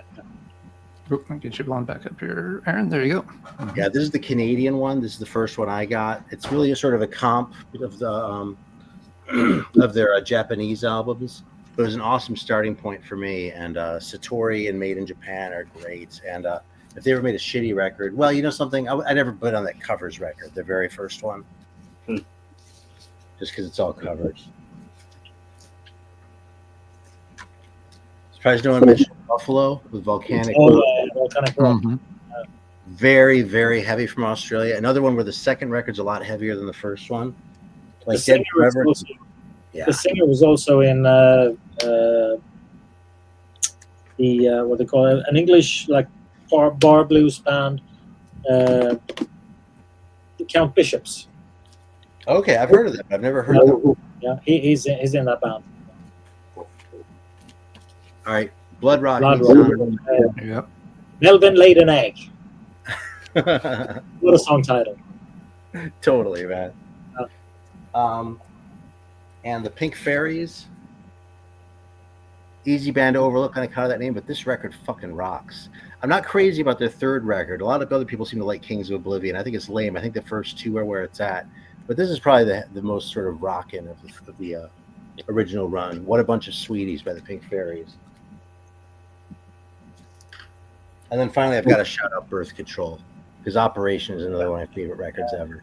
And I'm sure someone else here has that. But all right. Like any of those, I would have felt like we were doing the audience a disservice if we didn't at least tip our hat to them. So Good deal. Yep.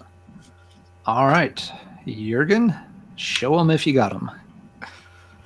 I've only got a handful. I wonder why nobody showed that already. Population 2 by Randy Holden. If you stretch it, you can almost call that a proto-doom album. In my opinion. It's very slow, it's very brooding. Randy Holden was in Blue Cheer for Right. 2 years in the late 60s. Nobody mentioned that. It's Yeah, mandatory one. The opening track alone, Death Walks Behind You. Another obvious band, and this is the last one. Nobody mentioned them now. Hawkwind, yeah. Hawkwind, yeah. Such a favorite. For some reason, I always like the covers better than the music. You have to know I'm a stoner, so I love them. Jurgen is a grower of a different plant than mushrooms. All right. Hawkwind is an all-time favorite band. I thought about pulling them too. I was like, is this really more psychedelic? But yeah, there we go. It's covered. Yeah, but they've got the heavy songs as well mixed. Totally. Good deal. Good deal. Yeah, good to get them included, even if it's just a shout out at the end for sure. All right. I got six albums in my package. I try to speed it up. This one, Jericho, another killer record. Oh yeah. Made a second one as well. This one is way better, I think. Really good stuff. From Israel. Yeah. The Churchills, they were called first. Axis. Some people usually think that this is an offshoot of Derringer because Vinny Appice and Danny Johnson were in Derringer, but this band was actually formed in 1972 with Jay Davis and Danny Johnson and another drummer, and then Vinny Appice came in around 73, 74. And then Rick Derringer came by and nicked Danny Johnson, and he brought Vinny with him, and they were in Derringer for a couple of years. And then they left Derringer, and then they recorded this album. This is I have 2 live shows with the band as well. Killer live band. Danny Johnson was later in Alcatraz and Steppenwolf and a bunch of other bands. Really good, solid hard rock from 1978. Yeah, I've never heard that. I've seen the cover, but I didn't know it was one to look out for. Check it out. Really good one. I know now. Kane, A Pound of Flesh. Another killer album. I mean, just the cover. Totally. classic 70s hard rock as well, 1975. And of course, nobody's mentioned this one, Stray Dog. I mean, the first one, classic, heavy riffs, Snuffy Walden on guitar. They actually did a Beatles cover as well, Drive My Car, not on the album, just as a demo, but they did a killer version of it. Canadian band Starchild. I love that record. Yeah. And I was actually part of releasing their unreleased demos as well. Demos from back in 1981, 82. Really good, like rushed kind of vibe to it. Later stuff is more classic hard rock. Dirty Tricks, UK. Second album, Nightman. First album was self-titled. Another killer riff album. The singer was actually in another band before this called Renia. Not as good, but and also this one just for the cover alone, Dust, with Marky Ramone on drums, or Mark Bell as it was called back then, and Richie Weiss on guitar, who produced the early Kiss records. This is a killer album, also very raw 70s hard rock. Yeah. I'll just squeeze this one in quickly. Il Rovescio della Medaglia. This Italian band, Io Come Io and La Bibbia. These two albums, Italian. I mean, they're not as proggy as the other bands. More like really heavy rock. They did a third album called Contaminazione, which was more like classically like in style. They did a new album a couple of years ago, and I actually played guitar on a couple of tracks on that one as well. Very progressive. But these two from 1971, 72, really heavy stuff. Yeah. Now I'm finished. Those records are so good. Yeah. Both of them. Yeah. Very good lightning round. Cool stuff. All right. And let's see what I've got left on my stack. I was thinking you're going to show Eloy. Yeah, I thought about them. I put them out, but This one's heavy, man. it is, yeah. But Yep. Yeah, Eloy could have come up. Yeah, we can't fit everything in, no matter how hard we try. But I had a bunch more here, 5 albums. We're doing pretty good so far. Let's see. I just thought of one a minute ago. I had meant to pull out. I'm glad I remembered it here at the last minute because I love this album. Contreras. Yeah. Welcome to My Paradise from 1978. Fantastic record. Again, there's some variation from song to song, but the good tracks on here are absolutely amazing. A lot of hot shot guitar work. Great vocalist. Jack Rucker would go on to leave his footprints in early heavy metal history, singing for U.S. band Warlord. But yeah, the strong tracks on here are fantastic. It's 78, so it's going to be a little more high energy, kind of style, leaning towards what bands like Van Halen were going to revolutionize. But yeah, love that album to death. And then this last small pile I kept for the end. These are bands that sometimes get called heavy metal. They probably weren't really even at the time, but they're metal adjacent, and they at least deserve a quick mention. Some of them we've touched on briefly. Blue Oyster Cult was very much hyped as a heavy metal band early in the 70s. A lot of that, you talk to or read interviews with band members and that was Sandy's thing. Sandy thought it would generate interest. We never really liked being tagged that way ourselves, didn't think it fit. It didn't seem to hurt. They obviously, huge influence and a long, great career full of good albums. I just pulled the self-titled because it's got several heavy tracks, that you can see where, there would have been at least crossover appeal, even if they're not as heavy in delivery as some of the other bands we've talked about. I mean, you've got songs like, Transmaniacon, There Came the Last Days of May. These songs, they're dealing with some heavier and darker things. It's this ain't the summer of love. This is Altamont and a new generation and a new sound. I'm glad they didn't keep their first name though. Soft White Underbelly. Yeah, that was not very heavy metal. No, and that's one of those things, if they had kept that name, I feel pretty confident in saying they never would have gone anywhere. Just the name would have sunk them. Could be wrong. I could talk for hours about Blue Oyster Cult. We've covered Blue Oyster Cult in almost excruciating detail with S. Craig Zoller a while back. It's a great deep dive episode if folks haven't watched it, but you may want to break it up into parts. Craig loves that band and went into a ton of detail, which was awesome. It just made for a very long stream. We touched on Queen a few times briefly. Yeah, again, I never felt like Queen really was a metal band by even 70s standards, but they were kind of metal adjacent. Metal musicians and fans took note of what they were doing, could appreciate it. Brian May, again, another very influential guitarist. For me, Queen is about the very early albums. As they got more and more popular over time, it's one of those funny bands where, for a lot of folks, they'd say like, "Oh, I just need the Queen's greatest hits album and I'm good." I'm exactly the opposite. I want nothing to do with the Queen's greatest hits album. I've owned it. I'm just like, oh God, I don't need to hear these songs again. But like Queen 2, like White Man and Seven Seas of Rye or Sheer Heart Attack. I mean, Sheer Heart Attack is metal. Yes. Yeah. They do have songs here and there that really, lean into that metal aesthetic. But yeah, Seven Seas of Rye on here, Father to Son, just, this great, epic sweep. Fantastic stuff, even if it's, falls maybe just outside the boundaries for metal. That's probably the least heavy of the first three, too, I think. Yep, but I still love that one. Son and Daughter, that's a really heavy song. Mm-hmm. I bought my copy of Queen 2 in Brattleboro, Vermont.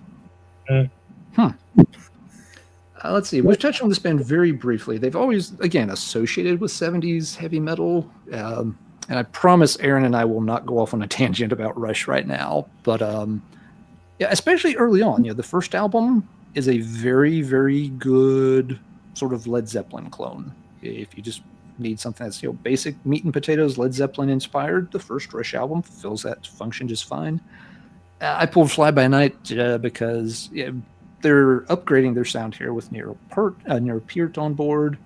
But still operating in a sound that predates them getting longer songs and proggier songs, which it's just not something I've ever really gotten into. I always feel a lot more comfortable saying Rush is aligned with the proggy stuff from the 70s than the heavy stuff, but there's a crossover appeal, and there's no denying that. That record has a lot of personality too, without being pretentious to the other ones. Because I mean, you can't say Moving Pictures doesn't have personality, but it also kind of sucks. That one is that one has personality, but it's still. I mean, I don't. Aaron, know. I promised you and I would not go off on our anti-Rush. I was trying to say something nice about it. Moving Pictures fans may disagree with that, but anyway, last thing I wanted to point out was we've mentioned several times. There's lots of different anthologies. These bands have gotten things reissued, which is fantastic for folks to check out. There's also a lot of compilation anthologies. I know Jurgen's checked out a lot of the Brown Acid volumes that document these smaller bands that maybe had like a single. They never got anywhere near a big recording contract for the most part. And whether these bands, most of these would not necessarily qualify as metal. You get into this nebulous area of proto-metal. Proto-metal, or people sometimes will call it acid rock as a phrase.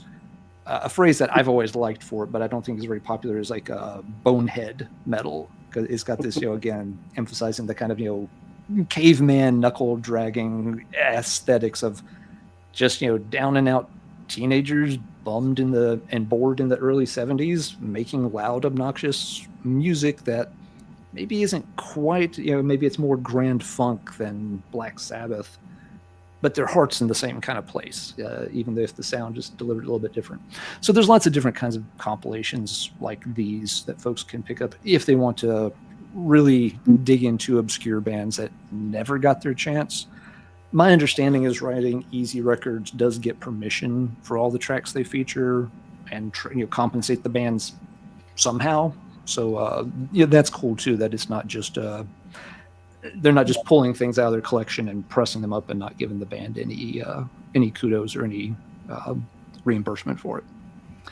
So there you go. We have spent 3 hours covering the first decade of heavy metal, the 1970s. Hopefully folks have enjoyed it and noticed some things they might want to go check out to kind of help fill in those gaps where there's more to it than just Black Sabbath, Judas Priest, Motorhead, and the new wave of British heavy metal.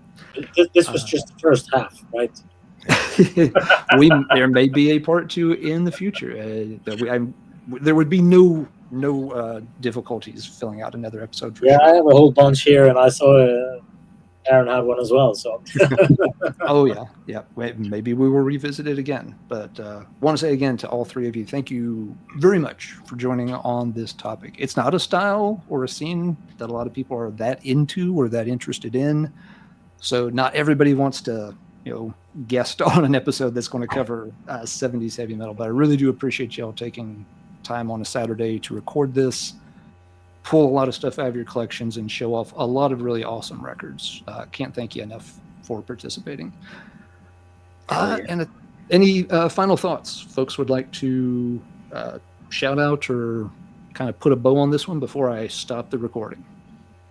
I just want to say it's so funny that I've been a collector since the early 70s, and there's still stuff coming out that I missed. And I have my collection is around 24,000 CDs and vinyl, and there's still stuff that I've never seen or old demos that finally gets released of bands that were, even old Swedish bands like Cement and stuff that I've never even seen before that pops up now, and it's still exciting to be a record collector, I think, these days. Mm-hmm. Yeah, that's a great point. Sometimes I think people, if you feel like you're getting bored or that you've heard it all, you haven't. It's maybe like in some very tiny little micro niche you've gotten tired. Expand your horizons, check out something in a different style. There's so many different rabbit holes to go down that are full of quality heavy music for sure. Aaron, Jurgen, anything like y'all wanted to add? Yeah, I've got something. I have to make a few more friends at the end of the show. One final sentence. Led Zeppelin are shit. Period. Good deal. Aaron? Yeah, that's probably the most fun band to shit on, Led Zeppelin, but Rush is a close second. Yeah. That's about it. It's an honor and a pleasure, and it's fun, man. Yeah, I spent a lot of time listening to this stuff too, so hey, it's good to get it out there. Yep. It's always a good excuse.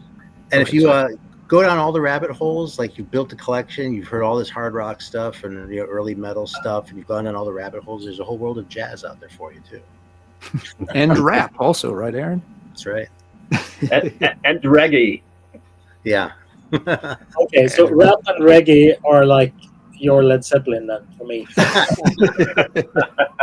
Yeah. Even Janne has to set some boundaries somewhere. And yeah. Be like, yeah. You can't listen to all of it, so sometimes we got to pick and choose. I love Rush and I do like Led Zeppelin, but I hate rap. I hate reggae. All fair. All right. Well, I hope folks have enjoyed the episode, and check out Heavy Metallurgy. We'll have more cool stuff coming out next week. As always, probably Marty will be back on next Friday for something fun. We will see. But for now, it is time to bring this one to a close. Thank you once again to everybody, and take care. Thank you.